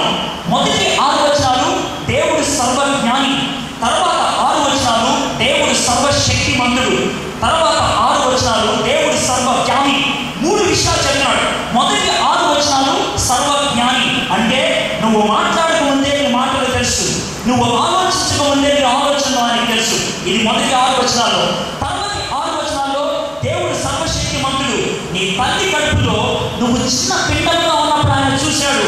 నీ యొక్క అంతరింద్రియములను నిర్మించినటువంటి వాడు ఆయనే. ఇది తర్వాత 6 వచనాలు. మూడవ 6 వచనాల్లో దేవుడు సర్వజ్ఞాని. నువ్వు ఆకాశంలోకి వెళ్తే అక్కడ ఉంటాడు, సముద్రపు అగాధంలోకి వెళ్తే ఆయన అక్కడ ఉంటాడు. ఈ విధంగా దేవుని యొక్క గొప్పతనాన్ని చెప్పి చివరి 6 వచనాల్లో మానవుడా ఏమన్నది ప్రభా, నాలో ఏమీ లేదు, నాలో వెతుకు ప్రభా, నాలో వెతికి సత్యమేమైనా ఉందేమో చూడు, నాలో వెతికి మంచి ఏమైనా ఉందేమో చూడు. ఇంత శక్తివంతుడు దేవుడు, నేనా దేవుడి మీద ఆధారపడేవాడిని. సరే, ఇందులో రెండో భాగం అంటే మనం 13వ వచనం నుంచి 18వ వచనం దాకా చూసినట్టు 139వ కీర్తనలో అక్కడ కీర్తనకారుడు ఒక విషయాన్ని రాస్తున్నాడు. నీ తల్లి గర్భంలో నువ్వు రూపించినటువంటి విధానం, నా తల్లి గర్భంలో నన్ను రూపించినటువంటి విధానం గురించి ఆలోచిస్తే నాకు భయపడుతుంది అని అన్నాడు. భయపడుతుంది. ఈ మాటని నేను బాగా అద్భుతంగా అర్థం చేసుకోవడానికి ఒక పరిస్థితి ఉన్నది. ఏంటి ఆ పరిస్థితి అంటే 1996 సంవత్సరంలో నేను తొలిసారిగా తండ్రిని అయ్యాను. నేను అప్పుడు చీరాల్లో ఉన్నాను. నా కూతురు ఇక్కడ నూతన్ హై స్కూల్ వెనకాల ఒక హాస్పిటల్ ఉంది. ఆ హాస్పిటల్లో పుట్టిందే ఆమె పుట్టింది సెప్టెంబర్ 7వ తారీఖున 1996 సంవత్సరం సాయంత్రం 5:20 మా మామగారు నాకు ఫోన్ చేసి చెప్పారు, బాబు నీకు పాప పుట్టింది అని. నేను చాలా సంతోషించాను. నేను ఆ సమయంలో బైబిల్ చదువుకుంటూ ఉన్నాను, ఒక్కడే ఉన్నాను కాబట్టి చదువుకుంటూ ఉన్నాను, ప్రార్థన చేసుకుంటూ ఉన్నాను. నా కూతురు పుట్టింది అని తెలియగానే నాకు చాలా ఆనందం కలిగింది. తర్వాత రోజు మాత్రమే నేను బయలుదేరగలను, ఎందుకంటే ఆ రోజు సాయంత్రం చీరాల్లో మాట్లాడాలి. కొంచెం ఆరాటం ఉంటుంది, కూతుర్ని చూసుకోవాలని. ఎలా ఉంటుంది అనేటువంటి ప్రశ్నలు ఉంటుంది. నాలాగా ఉంటుందా, నా భార్యలాగా ఉంటుందా, ఎలా ఉంటుంది ప్రశ్నలు ఉంటాయి. ఇలాంటి ప్రశ్నల మధ్యన ఒక విచిత్రమైనటువంటి ప్రశ్న ఉత్పన్నమైంది. ఏంటి ఆ ప్రశ్న అంటే, షారన్, నేను మా కూతురు పుట్టకముందే ఆమె కూతురు అనే విషయం మాకు విశ్వాసం ఉన్నది, అందుకనే పుట్టకముందే దానికి పేరు పెట్టాం షారన్ అని. పుట్టకముందే 4వ నెలలోనే దానికి పేరు పెట్టాం, ఇది కూతురు, దీని పేరు షారన్ అని చాలా స్పష్టంగా. సరే, షారన్ పుట్టేసింది అనే విషయం మాకు తెలుసు. సరే, నాకు వచ్చినటువంటి విచిత్రమైన ప్రశ్న ఏంటంటే, షారన్ని నా కూతురు అని ఎందుకు అంటున్నాను? షారన్ని నా కూతురు అనేది నా వారి మీద అనుమానం కాదు. నా కూతురు అని నేను ఎందుకు అంటున్నాను? Why she is called my daughter. నా నుంచి దానికి ఏమైంది? నా కూతురు అని ఎందుకు అంటున్నాను? అది నాకు ఉన్నటువంటి ప్రశ్న. ఆ ప్రశ్న ఎంతగా నన్ను కలత చెందించిందంటే వెంటనే ఫోన్ తీసుకొని గాంధీ మెడికల్ కాలేజ్ హైదరాబాద్ ఆమె వైస్ ప్రిన్సిపల్ డాక్టర్ లివింగ్ ఎడ్నెసర్, ఆమె నాకు బాగా తెలుసు. ఆమెకు ఫోన్ చేసి, ఆంటీ నా కూతురు పుట్టింది అన్న. వెరీ గుడ్, కంగ్రాట్స్ సార్, ఏంటి విషయం అన్నాను. ఆంటీ మిమ్మల్ని ఒక ప్రశ్న అడగాలన్నాను. ఆమె దేంట్లో నిపుణురాలు తెలుసా? మెడికల్ సైన్స్లో ఒక సబ్జెక్ట్ ఉంటుంది, ఎంబ్రియాలజీ అంటారు. ఎంబ్రియో అంటే పిండం, కడుపులో ఉన్నటువంటి పిండము ఎదిగేటువంటి దశలను ఆమె బోధిస్తూ ఉంటారు.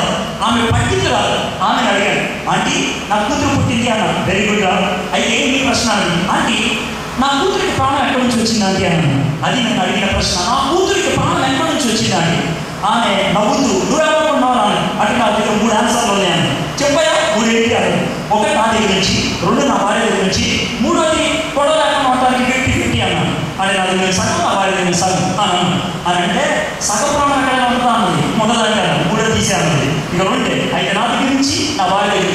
చెప్పండి ఆంటీ నా కూతురికి ప్రాణం ఎక్కడి నుంచి వచ్చింది అని అంటే ఆమె జవాబు చెప్పట్లేదు. కొంచెం చిరాకు ఎక్కువైపోయింది, టెన్షన్ ఎక్కువైపోయింది. చెప్పండి ఆంటీ అని అంటే ఆమె అన్నది, అరే బ్రెయిన్ చూపి అంటే తలకాయ పాలగొట్టి చూపించవచ్చురా, గుండెకాయ చూపి అంటే కోసి చూపించవచ్చురా, కిడ్నీ చూపి అంటే చూపించవచ్చా, రక్తం ఎలా ఉందో చూపి అంటే చూపించవచ్చురా, ఒకవేళ ఊపిరితిత్తులు ఎక్కడ ఉంటే చూపి అంటే చూపించవచ్చురా, ప్రాణం ఎక్కడుందో చూపి అంటే చూపించగలమా? ఏదానికి ప్రాణం అని చెప్పగలమా? కంటికి కనబడినటువంటి ప్రాణం ఎక్కడి నుంచి వచ్చిందంటే ఎవరు చెప్తారా? కంటికి కనబడిన ప్రాణం ఎక్కడి నుంచి వచ్చిందంటే ఎవరు చెప్తారా? ప్రాణం అనే మాటకి నిర్వచనం తెలియనటువంటి డాక్టర్లు ఎక్కడి నుంచి వచ్చిందంటే ఏమి చెప్పలేరు. ప్రాణం అనే మాట నిర్వచనం ఇవ్వలేనటువంటి డాక్టర్లు ఎక్కడి నుంచి వచ్చిందంటే చెప్పలేరు అన్నది. కానీ ఆ రోజు నేను బైబిల్ చదువుకున్నానే, ఆమె ఇచ్చిన జవాబుకి నిరుత్సాహంగా ఫోన్ పెట్టేసి వచ్చి కూర్చున్నాను. నా ముందు బైబిల్ తెచ్చే ఉంది, నా ముందు బైబిల్. ఆ రోజు నేను ధ్యానం చేసుకున్నటువంటి భాగం యోహాను సువార్త 1వ అధ్యాయం. కలిగి ఉన్నది ఏది ఆయన లేకుండా కలగలేదు అనే 5వ వచనం వైపు నా కను దృష్టి వెళ్ళింది. అది చూడంగానే నాకు అర్థమైంది, నా కూతురికి ప్రాణం నేను ఇవ్వలేదు, నా కూతురికి ప్రాణం నా భార్య ఇవ్వలేదు, నా కూతురికి ప్రాణం దేవుడిచ్చాడు. అదే మాట దేవుడు ఇర్మియాకి చెప్తున్నాడు, నీకు ప్రాణం ఇచ్చింది నేను, నీకు జీవితాన్ని ఇచ్చింది నేను, నీకు ఆరంభాన్ని ఇచ్చింది నేను, నిన్ను సృజించినది నేను. ఈరోజు ఒకవేళ దేవుడు ఇక్కడ నిలబడి మాట్లాడితే ఆయన మాట్లాడే మాట అదే, నీ జీవితానికి కారణం నేను. ఐ యామ్ యువర్ క్రియేటర్, నేను నీ సృష్టికర్తను అని అంటాడు. నిన్ను తయారు చేసింది నేనే, నీకు రూపకల్పన ఇచ్చింది నేనే, నీ కళ్ళు గుడ్డులు ఇచ్చింది నేనే, నీ చేతుకున్నటువంటి వేళ్ళు ఇచ్చింది నేనే. నీకు విషయం తెలుసా, నీలాంటి వ్యక్తి ఈ ప్రపంచంలో మరొకళ్ళు ఉండలేరు. ఏ అంటారు, రేషన్ కార్డు కోసం, ఆధార్ కార్డు కోసం వెళ్తాం కదా మున్సిపల్ ఆఫీస్కి, 2 నమూనాలు తీసుకుంటారు మన దగ్గర. ఏమేమి తీసుకుంటారు తెలుసా, ఒకటి ఐరిస్ అంటారు, కనుపాపని ఫోటో తీస్తారు. రెండోది ఏడు ముద్ర తీసుకుంటారు. ఈ 2 ఎందుకు తీసుకుంటారు తెలుసా, నాకున్నటువంటి కనుపాప ఈ ప్రపంచంలో ఇప్పుడు దాకా ఎవరికి లేదు, ఇంకెవరికి రాదు, అది నాదే. ఈ కనుపాపను చూపిస్తే ఇది ఎడ్వర్డి అని అంటారు, ఇది ఎడ్వర్డి. 1000 సంవత్సరాల తర్వాత నా కనుపాప ఎవరికైనా దొరికితే ఇది ఎడ్వర్డి అని అంటారు. 1,000,000 సంవత్సరాల ఒకవేళ ఈ విశ్వం ఉంటే ఆ తర్వాత నా కనుపాపను చూపిస్తే ఇది ఎడ్వర్డి అని అంటారు. ఈ కనుపాప ఇంకెవరికి ఉండబోదు, దేవుడు నాకు ఇచ్చాడు. నాకున్నటువంటి ఏడు ముద్ర ఉన్నదే, ఆ ఏడు ముద్ర ఇంకెవరికి ఉండదు, నా ఒక్కడికే ఉంటుంది. God made you unique. దేవుడు నిన్ను అసమానమైనటువంటి వ్యక్తిగా తయారు చేశాడు. God made you in your mother's womb. ఇర్మియాతో దేవుడు అదే మాట చెప్తున్నాడు, ఐ మేడ్ యు, నేను తయారు చేశాను. గర్భంలో నిన్ను రూపింపక మునిపే నిన్ను ఎరిగి. ఒకటి దేవుడు తయారు చేశాడు. 2 ఎవడన్నాడు తెలుసా, ఎరిగి ఉంటున్నాను. ఎరిగి ఉంటున్నాడు తెలుసా, ఐ నో యు, నువ్వెవరో నాకు తెలుసు, నువ్వెవరో నాకు తెలుసు అన్నప్పుడు 2 విషయాలు మనం గుర్తించాలి. నేను నిన్ను తయారు చేయడంలో ఒక ఉద్దేశం ఉన్నది, నిన్ను తయారు చేయడంలో ఒక ఉద్దేశం ఉంది. ఈ మైక్ నాకు ఎందుకు ఇచ్చావు బాబు, నా స్వరం నీకు వినబడాలని. ఈ దేవుడు ఇక్కడ ఎందుకు పెట్టారు, నా బైబిల్ పెట్టుకోవాలని. ఈ కళ్ళద్దాలు ఎందుకు తయారు చేశారు, పళ్ళు కనపడ నాకు మీరు కనపడాలని. లైట్ ఎందుకు వేశారు, చీకటి పోవాలని. ఫ్యాన్ ఎందుకు వేశారు, మీరు బాగా పోటీ పడిపోతున్నారు, కాస్త గాలి ఆడాలని. కుర్చీలు ఎందుకు వేశారు, వీళ్ళని గౌరవించాలని. ప్రతి దానికి ఉద్దేశం ఉన్నది. Everything in this world has a purpose. ప్రతి దానికి ఉద్దేశం ఉంది. దేవుడు నన్ను సృజించక ముందు తనకంటూ ఒక ఉద్దేశం ఉన్నది. వీళ్ళేం చేయాలి, ఈ వ్యక్తిని ఎక్కడ ఉపయోగించుకోవాలి. ఇర్మియా పుట్టక ముందే ఇర్మియాని ఏం చేయాలో దేవుడికి తెలుసు. నువ్వు పుట్టక ముందే నువ్వేం చేయాలో దేవుడు ఆశిస్తున్నాడు. అయితే నువ్వు అనుకోవచ్చు, దేవుడికి ఏం చేయాలో అర్థమైపోయింది కదండి, ఇక నేనెందుకు రిలాక్స్ అయిపోతాను అనొద్దు. అయితే దేవుడు మనకి స్వేచ్ఛనిచ్చాడు కాబట్టి ఆయన బ్రతిమలాడతాడు. నిన్ను తయారు చేసింది ఇంటికిరా, నువ్వు నా దగ్గరకు వచ్చి చేతులు కలిపితే నా ఉద్దేశాలు నెరవేర్చుకుంటా, నా చిత్తాన్ని నెరవేర్చుకుంటా. మనుషులుగా మనం చేయగలిగేటువంటి ఒక పనే తెలుసా, దేవుడు అరే నిన్ను ఇక్కడ ఉంటాను తయారు చేశాను అంటే నా ఇష్టం, నేను అక్కడ ఉంటా అని అనగలం, మనం అని అనగలం. దేవుడి చిత్తాన్ని ఉల్లంఘించి దేవుడిని బాధ పెట్టగలం, దేవుడి చిత్తాన్ని కాదని నరకంలోకి వెళ్ళగలం. అందుకే ఈ రాత్రి నేను మిమ్మల్ని అడుగుతున్నాను, దేవుడు మిమ్మల్ని ఎందుకు సృష్టించాడో తెలుసా? పాపం పేటలేకపోతున్నటువంటి ఈ ప్రపంచంలో మీరు ఏదో ఒకటి చేయాలని, దేవుడికి ఉపయోగపడాలని. మీరు సమాజానికి ఉపయోగపడాల్సింది పోయి సమాజంతో రాజీ పడిపోయి వాళ్ళతో పాటు మీరు కూడా పాపం చేస్తూ ఉంటే ఎలా ఉంటుందో ఆలోచించండి. సెక్యూరిటీ కాకే తొంగోడైతే ఎంత పాపం వస్తుందో, దేవుడు నిన్ను తయారు చేసి నువ్వు నాకు ఉపయోగపడాలంటే నువ్వే దరిద్రమైన జీవితాన్ని జీవిస్తూ ఉంటే దేవుడికి ఏం చేయాలో అర్థం కాదు. నిన్ను తయారు చేసింది దానికోసం కాదు, నిన్ను తయారు చేసింది సమాజాన్ని బాగు చేయడానికి. ఇక్కడ ఇర్మియాతో ఏమంటున్నాడు తెలుసా, గర్భంలో నిన్ను రూపింపక మునిపే నేను ఎరిగి. సెకండ్ సెంటెన్స్ చూద్దాం, ఆ తర్వాత ఏమంటుంది, నీవు గర్భం నుండి బయలుపడక మునిపే నేను నిన్ను ప్రతిష్ఠించింది. గర్భం నుంచి బయటపడక ముందే ప్రతిష్ఠించింది అంటే నువ్వు పుట్టక ముందే నేనేం చేయాలని ఆలోచించాను, నువ్వు పుట్టక ముందే దీనికోసమని ప్రత్యేకించాను. ప్రతిష్ఠించడం అంటే తెలుసా, ప్రత్యేకించడం. ప్రతిష్ఠించడం అంటే ప్రత్యేకించడం. ఉదాహరణకి మీరు మార్కెట్లో అందమైనటువంటి ప్లాస్టిక్ పువ్వులు కనబడగానే ఈ ప్లాస్టిక్ పువ్వులు కొనుక్కోవాలి అనుకున్నాను. ప్లాస్టిక్ పువ్వులు కొనగానే ఇంటికి తీసుకురాకముందే నేను నిర్ణయిస్తాను ఇంట్లో ఎక్కడ పెట్టాలి. ఇంటికి తీసుకురాకముందే నిర్ణయిస్తాను చేస్తాడు. ఇంట్లో ఎక్కడ పెట్టాలో మాంసం కొనక ముందే బిర్యానీ వండాలా, కూర వండాలా, ఫ్రై చేసుకోవాలా నిర్ణయిస్తారు. కరివేపాకు కొనక ముందే కారం వండాలా, తాలింపు వేయాలా డిసైడ్ చేస్తారు. మీరు కొనక ముందే డిసైడ్ చేస్తారు. ఇది ఎందుకు అని. దేవుడు మనల్ని కడుపులోంచి బయటికి తీసుకురాక ముందే వీళ్ళేం చేయాలి, ఈమెనేం చేయాలి అని నిర్ణయిస్తాడు, ప్రతిష్ఠిస్తాడు. దేవుడు ప్రతిష్ఠించాడు. యెర్మయా, నిన్ను నేను ప్రత్యేకించాను. ప్రతిష్ఠించడం అనే మాటే మరో మాటే పరిశుద్ధపరచడం, ప్రత్యేకించడం. పరిశుద్ధపరచడం అనే మాటని ఎలా అర్థం చేసుకుంటాం కదా సార్? పరిశుద్ధపరచడం అనే దాన్ని ఈజీగా అర్థం చేసుకోవాలనుకుంటే ఒక చిన్న ఉదాహరణ చెప్తాను. వీటికి నేను భోజనానికి వచ్చాను. వీటికి భోజనానికి వస్తే ఎవరిని కొంచెం కాల్ చేతులు కట్టుకోండి అని బాత్రూంలో వెళ్ళమంటారు. బాత్రూంలో వెళ్తాను, కాల్ చేతులు కట్టుకొని వస్తాను. మీ బాత్రూంలో సర్వసాధారణ ఒక మగ్గు ఉంటుంది కదా, అది దాంతో పడుకున్న కాల్ చేతులు అది కడుక్కున్నాక ఆ మగ్గు తీసుకొని తిన్నాక భోజనం పళ్ళ దగ్గరికి వచ్చేస్తాను అనుకోండి. మీరు ఏమంటారు? చిచ్చి అది అక్కడ వచ్చేసేయండి, అది ఇక్కడ రావాలని అంటారు. సరే భోజనం పళ్ళ దగ్గరికి వచ్చాక అన్నం తింటాను. అన్నం తింటాక పక్కన ఒక గ్లాసులో నీళ్లు, దాని పక్కన స్టీల్ జగ్గుతో నీళ్లు కూడా పెడతారు. అన్నం తినేసినాక స్టీల్ జగ్గు తీసుకొని బాత్రూంలో వెళ్ళిపోతున్నాను అనుకోండి. ఈ దగ్గర ఉండాలని అంటారు. ఎందుకంటారు తెలుసా? మీరు ఈ స్టీల్ జగ్గు డైనింగ్ టేబుల్ మీద ఉండాలని, ఆ ప్లాస్టిక్ మగ్గు బాత్రూంలో ఉండాలని కొనుక్కొచ్చారు, ప్రతిష్ఠించారు. అది ఇక్కడికి వచ్చా ఇది అక్కడికైనా తప్పు కదా. దేవుడు మనల్ని తయారు చేశాడు. అది నువ్వు ఇక్కడ ఉంటా అని అంటే నేను అక్కడ ఉంటా అంటే దేవుడు కాబట్టి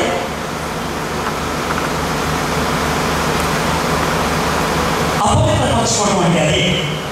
దేవుడు నువ్వు ఇక్కడుంటూ అని డైనింగ్ టేబుల్ పెడితే నేను మా బాత్రూంలో నీళ్ళు ఉంటాను ఉంటాను అంటే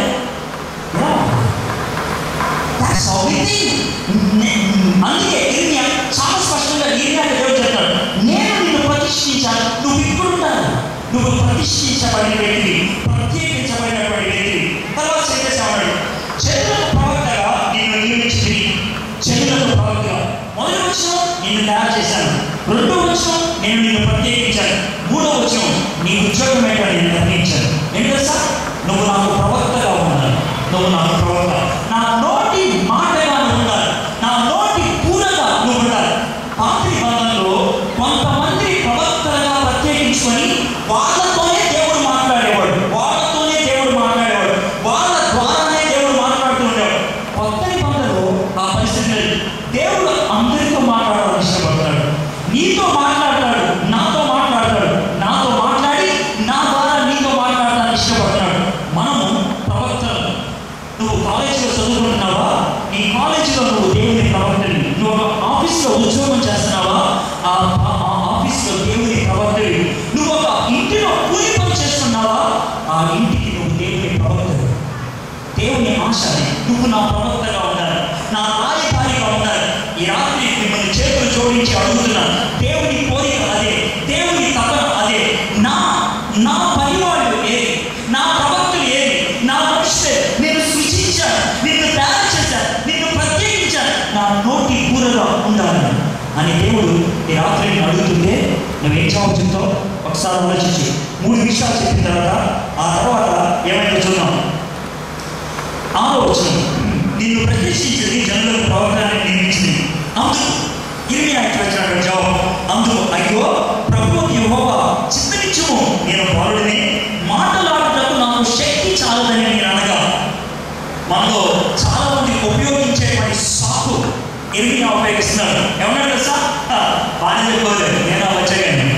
ఇది ఆయన అన్నమాట. నాకు ఏమన్నా బాబా, నాకు వాక్చాతుర్యం ఉందా? లేదు. నేను స్టేజ్ మీద వచ్చి మాట్లాడగలనా? మాట్లాడలేను. పాట పాడగలనా? పాడలేను. వాయించగలనా? వాయించలేను. నాకు ఏంటి రాదు బాబా, నేను బాగుంది, నేను చిన్నోడిని, నాకు అనుభవం లేదు, నాకు చేత కాదు. జాషువా గారు మాట చెప్పారు, ఏంటి తెలుసా? చాలా మంది మాకు మాట్లాడడం రాదు అంటారు, కానీ వాళ్ళ గ్రామాల్లో ఒకటే మాటలు నేర్చుకోండి. అంతే కదా? తీసుకుంటారు మైకు, మొదలు పెడతారు, ల్యాండింగ్ ప్రాబ్లం ఎక్కడ దగ్గర అర్థం కాదు. మనకి మాట్లాడటం వచ్చు రాదు అనొద్దు. ఒకవేళ దేవుడు నాకు మాట్లాడటం రాదు తదాస్తు అంటే ఏమైందో, నా దగ్గర ఏముంది ప్రభావం తదాస్తు అంటే ఏమవుతుందో ఒక్కసారి ఆలోచించు.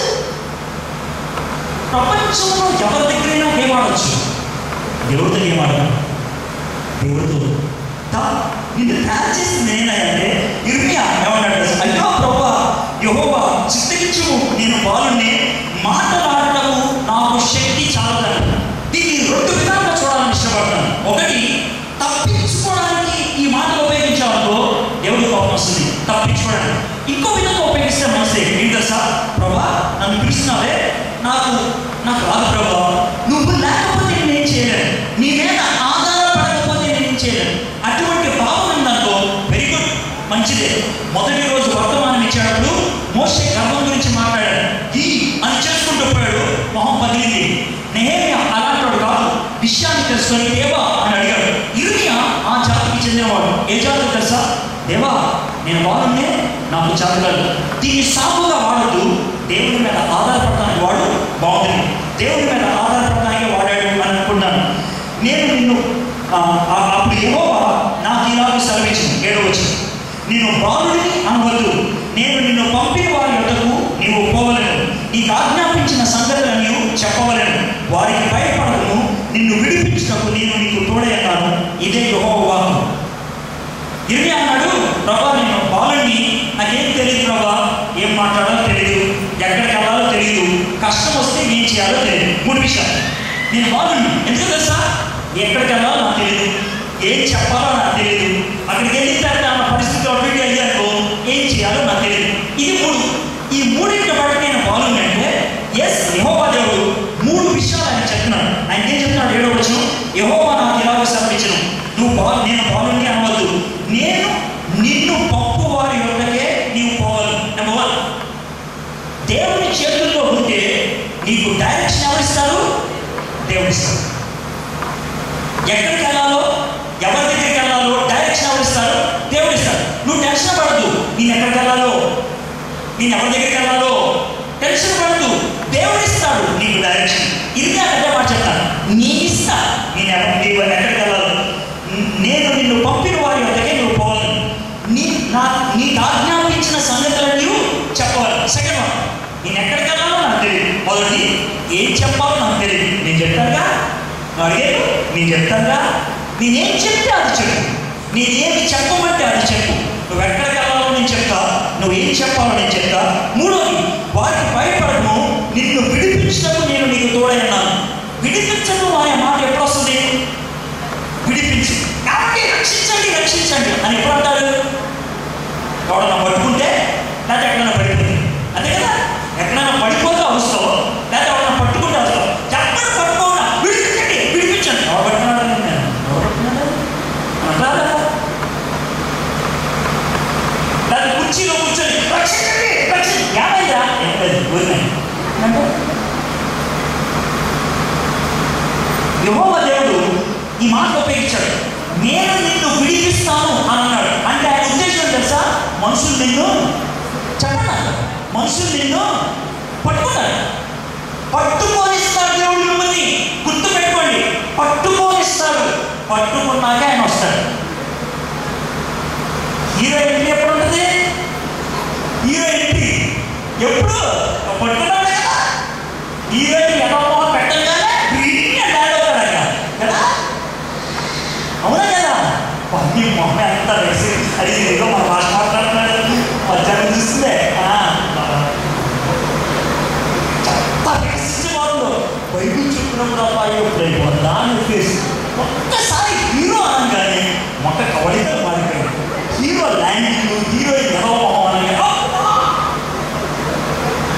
దేవుడు కూడా అంటే మనం పట్టుకొని మనల్ని పట్టుకొని ఎలా మొహం పెట్టాలి అనేసి సూపర్ మ్యాన్ వచ్చి ఆయన నేను అప్పుడు వినిపిస్తాను. నేను షడ్రక్ మెషక్ అబేద్నెగో దగ్గరికి దేవుడు ఎప్పుడు వచ్చాడు తెలుసా? ఎప్పుడు వచ్చాడు? అగ్నిలోకి వెళ్ళింది. దానియేలు దగ్గరికి దేవుడు ఎప్పుడు వచ్చాడు? సింహాల బోనులోకి వెళ్ళిన తర్వాత దేవుడు నీ దగ్గరికి వస్తాడు, పట్టుకున్న తర్వాత వచ్చి అప్పుడు విడిపిస్తాడు, అప్పుడు విడిపిస్తాడు. నా లైఫ్లో దేవుడు నన్ను చాలాసార్లు విడిపించాడు. సమస్యలు వచ్చాయి, పట్టుకున్న పరిస్థితులు ఉన్నాయి, కానీ ఆ పరిస్థితుల్లో దేవుడు విడిపించాడు. వచ్చిన సన్నివేశం చెప్తాను. దేవుడు విడిపించడం అనేది మామూలు మన దగ్గర శైలిలో ఎలా ఉంటుందో, నల్గొండ అనే ఊరు నుంచి రామవరం అనే ఊరు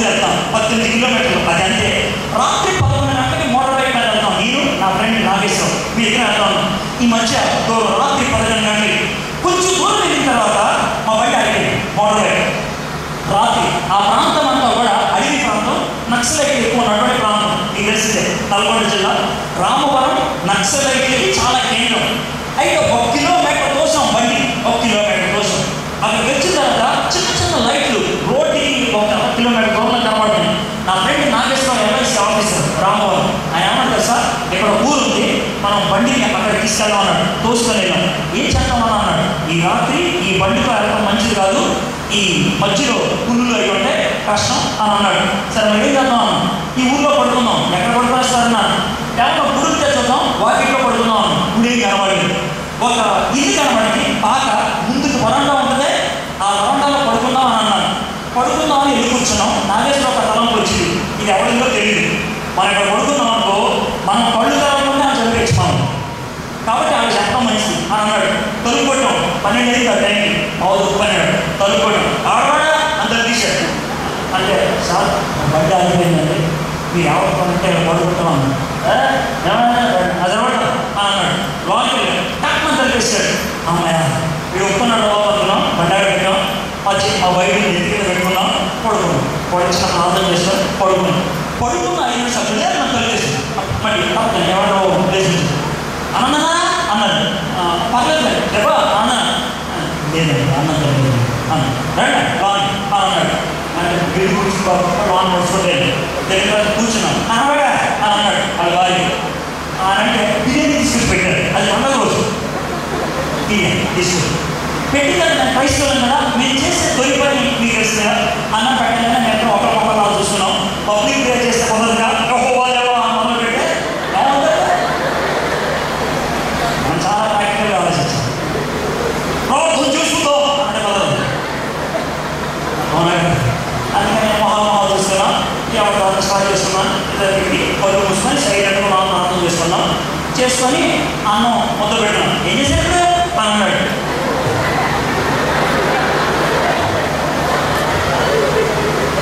అంటే ఏం చెప్పాలి అర్థం కాదు. అంటే దేవుడు మిమ్మల్ని ప్రోత్సహించి అన్నం ఇప్పించాడు కదండి, దేవుడు అన్నం పెట్టాడంటే ఏమంటాడు పోయి అసలు దేవుడు ప్రోత్సహించి విధానం అన్నం పెట్టాడు కదంటే దేవుడిని అన్నాను చెప్తాను, మీ గురించి ప్రార్థన చేశాను అని అంటే ఆయన సైలెంట్ అయిపోయాడు, సీరియస్ ఉన్నాడు. అన్నం పెట్టడం పోరాస్తా ఉన్నాడు. కొద్దిసేపు ఉన్నాక అన్నం అయిపోయింది. మా కుటుంబం కోసం ప్రార్థన చేయండి అన్నాడు. మాలో కొంచెం టెన్షన్ స్టార్ట్ అయ్యింది, పేట పరిస్థితి. సరే నా పక్కన నా ఇష్టం నాకు నేను చాలా చిన్నవాడు, ఇంజనీరింగ్ అప్పుడే పూర్తయింది. సో చిన్నవాడు, నా ఇష్టం పెద్ద. ఆయన 2 మాటలు చెప్పాడు, ప్రార్థన చేశాడు. ప్రార్థన అయిపోయిన తర్వాత మేము పడుకుందాం అని పడుకోబోతుంటే నా పక్కనకు వచ్చి వచ్చాను. నేను ఎవరో తెలుసా అన్నాను. సార్ మాకు తెలియదు సార్, నేను నక్సలైట్, నా పేరు ఏడాను. అప్పుడు దాకా బాగానే ఉంది అని మళ్ళీ బయట అడగన్నారా ఎవరులే ఎంత అంతా ఎప్పుడు రాత్రంతా విశ్వాస ప్రార్థన, పొద్దునే లేచి బయటికి వెళ్ళారు. అమ్మయ్య పట్టుకుంటారండి, లోన కూడా వేస్తారు, అక్కడ దేవుడు వినిపిస్తారు. ఎస్, ఈ చిన్న చిన్న అనుభవాలు మనలో ఆత్మవిశ్వాసాన్ని పెంపొందిస్తాయి. ఎరియా నిన్ను పట్టుకుంటారు, నేను వస్తా, అప్పుడు నేను నిన్ను వినిపిస్తాను. నీకు కష్టాలు ఉన్నాయా, నీకు ఇబ్బందులు ఉన్నాయా, ఎవరు నిన్ను పట్టుకున్నారా, ఆ పరిస్థితుల్లో దేవుడు నీకు ఇచ్చే వాగ్దానం ఏంటో సార్, నువ్వు నాకు ఇష్టమైన వ్యక్తిగా జీవిస్తున్నట్లయితే, ప్రతిష్ఠిత జీవితం నీకున్నట్లయితే అప్పుడు వస్తా, నేను నిన్ను వినిపిస్తాను. సరే ఇది అయిపోయిన తర్వాత చివరి మాటలో వచ్చాను. వాడికి భయపడము, నిన్ను విడిపించడానికి నేను నీకు తోడైనాను, ఇదే యెహోవా. అప్పుడు యెహోవా చెయ్యి చాపి నా నోరు ముట్టి ఈలాగ సెలవిచ్చును, ఇదిగో నేను నీ నోట నా మాటలు ఉంచి ఉన్నాను. ఎప్పుడైతే మన జీవితాన్ని దేవుడికి సమర్పిస్తామో దేవుడు మనల్ని అభిషేకిస్తాడు. ఆ రోజు ఇర్మియాని నోరు ముట్టి అభిషేకించాడు, యెషయాని అగ్నితో అభిషేకించాడు. ఈ దినాల్లో దేవుడు మనల్ని ఆత్మతో అభిషేకిస్తాడు. దేవుడికి మన జీవితాన్ని సమర్పించుకోవాలి. ఈ మాటలు మీకు ఎందుకు వినిపించాలని ఇష్టపడుతున్నాను తెలుసా? ఒకటి, అది మీ జీవితంలో నెరవేరాలని. రెండోది, నా సాక్ష్యంలో రెండో భాగం ఇది. నేను ఏ విధంగా దేవుని బిడ్డను అయ్యానో పొద్దున చెప్పాను, ఏ విధంగా దేవుని సేవకుని అయ్యాను దీన్ని బట్టి నేను చెప్పగలను. నేను మారు మనసు పొందాను, నేను మంచిగా చదువుకున్నాను. 25 ఏళ్ళ ఫుల్ టైంలోకి రావాలని డిసైడ్ చేస్తున్నప్పుడు మా అమ్మ నన్ను కూర్చోబెట్టి, 25 ఏళ్ళ పుట్టినరోజున మా అమ్మ నన్ను కూర్చోబెట్టి, నేను పరిపూర్ణ సేవ కోసమని ఉద్యోగానికి రాజీనామా చేసేసాను. అప్పుడు మా అమ్మ నన్ను కూర్చోబెట్టి చెప్పినటువంటి మాట, అరే నువ్వు పుట్టక ముందే నిన్ను మేము అభిషేకించాం, దేవుని కోసం ప్రతిష్ఠించాం అని. నువ్వు పుట్టినప్పుడు 8వ రోజు ఏలూరు ఐపీసీ చర్చ్లో నన్ను ప్రత్యేకించి ప్రార్థన చేయిద్దాం అని ఆ రోజు పరంజ్యోతి గారిని పిలిపించారు. పరంజ్యోతి గారు ఆయన నా యొక్క తల మీద చెయ్యి పెట్టి ప్రార్థన చేస్తున్నప్పుడు ఒక స్త్రీ లేచి ఈ మాటలు చదివినిపించింది, గర్భంలో నువ్వు పడక ముందే దేవుడు నిన్ను ప్రత్యేకించుకున్నాడు అని. దేవుడు నన్ను ప్రత్యేకించుకున్నాడు. నేను కాళ్ళను ఎగరేయడానికి మాట చెప్పట్లేదు, ఇది మనందరి జీవితంలో నిజం. దేవుడు ఉద్దేశం లేకుండా ఎవరిని తయారు చేయడు. దేవుడు నిన్ను ఆ విధంగా తయారు చేశాడు. ఆ విషయాన్ని నేను గుర్తించాను. సరే, దేవుడు ఇంటికి మనం చేయమాసిస్తున్నాడు. అది త్వరగా చెప్పి నేను ముగిస్తాను. 10వ వచనం, చెయ్యి చాపి నా నోరు ముట్టి ఇలాగ సెలవిచ్చాను, ఇదిగో నేను నీ నోట నా మాటలు ఇచ్చున్నాను అని. 10వ వచనంలో ఇర్మియా ఏం చేయాలో చెప్తున్నాడు. ఏం చేయాలి? 6 పనులు చేయాలి. చూడండి, 6 పనులు అక్కడ ఉన్నాయి. పెళ్ళగించుటకును, విరగొట్టుటకును, నశింప చేయుటకును, పడద్రోయుటకును, కట్టుటకును, నాటుటకును నేను ఈ దినమున జనముల మీద, రాజ్యముల మీద నిన్ను నియమించున్నాను. దేవుని బిడ్డలకు దేవుడు ఇచ్చేటువంటి బాధ్యతలు 6. దేవుని బిడ్డలకు దేవుడు ఇచ్చేటువంటి పనులు 6 పనులు మన వ్యక్తిగత జీవితంలో, మన కుటుంబ జీవితంలో, మన చుట్టూ ఉన్నటువంటి సమాజంలో మనం చేయబద్దులమై ఉన్నాం. ఏంటి ఆ 6 పనులు అంటే? మొదటిది పెళ్ళగించడం, రెండోది విరగొట్టడం, మూడోది నశింప చేయడం, 4వది పడద్రోయడం. ఈ 4 తొలగించే, చివరి 2 కట్టుటకును, నాటుటకును ఇవి తీసుకొచ్చే. ఒకటి మైనస్, రెండోది ప్లస్. మొదటి 4 మైనస్. ఏంటి ఆ మొదటి 4? ఒకటి పెళ్ళగించడం. పెళ్ళగించడం అంటే తెలుసా? కొన్ని వేగంతో సహా తీసేయాలి, లేకపోతే అవి మళ్ళీ పాడు చేస్తూ ఉంటాయి. వేగంతో సహా తీయాలి.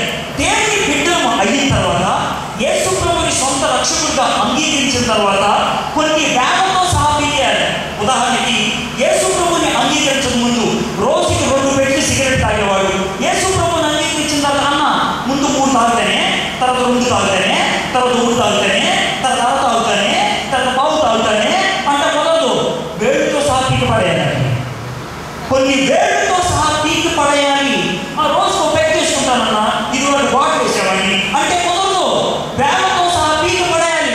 నేను ఒక అమ్మాయితో తిరుగుతానన్నా, ఇది ఒక నలుగురితో తిరిగాడు, మొదలు వేగంతో సహా పీకి పడేయాలి. దాన్ని we have to remove certain things from its roots.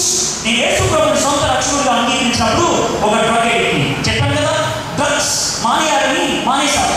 3 రోజుల తర్వాత కడుపు నొప్పి వచ్చింది. ఏం చేయాలో అర్థం కాలేదు. డాక్టర్ దగ్గరికి వెళ్ళాను. డాక్టర్ అన్నాడు, నీ పట్టి డ్రగ్ ఇస్తాను, లేకపోతే చచ్చిపోతాను, డ్రగ్ ఒక్కసారి మాట్లాడి వీలేదు అన్నాడు.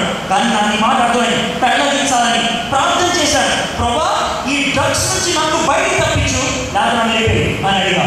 లేకపోతే నన్ను లేపేయి. తప్పకుండా ప్రభా, నీ కోసం నేను జీవిస్తా, దానికోసం నేను ఏమైనా ఇవాళ ఇచ్చేస్తాను, నా ప్రాణమన్నా ఇచ్చేస్తాను, పెళ్ళగించుకోవాలి, కొన్ని తొలగించుకోవాలి. ఈ రాత్రి నేను మిమ్మల్ని అడుగుతున్నాను, దేవుడి బిడ్డలుగా మీరు ఉండాలి అని అంటే, దేవుడి ప్రవక్తలుగా మీరు ఉండాలి అంటే, దేవుడు ఏదైతే ఆశించాడో మీ జీవితంలో జరగాలి అని అంటే, మొట్టమొదట మీరు నేర్చుకోవాల్సింది, మీ జీవితంలో పెళ్ళగించాల్సింది ఏదైనా ఉన్నదా? మీ జీవితంలో తీసి పడేయాల్సింది ఏదైనా ఉన్నదా? ఆలోచించాలి. పెళ్ళగించాల్సింది. రెండోది విరగొట్టుటకు. కొన్ని విరగొట్టారు. గర్వం, ఒకవేళ మనలో అహం ఉన్నదనుకో, గర్వం ఉన్నదనుకో, కోసులు కొట్టే తత్వం ఉన్నదనుకో, విరగొట్టాలని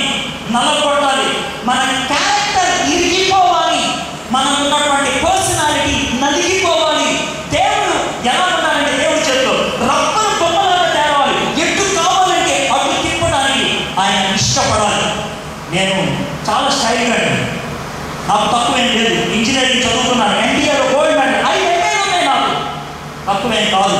కానీ దేవుడు నా నెత్తి మీద కొడితే ఈరోజు ఎక్కడికి రమ్మంటే అక్కడికి వస్తా, ఎక్కడ కూర్చోమంటే అక్కడ కూర్చుంటా, ఎవరితో మాట్లాడమంటే ఎవరితో మాట్లాడు.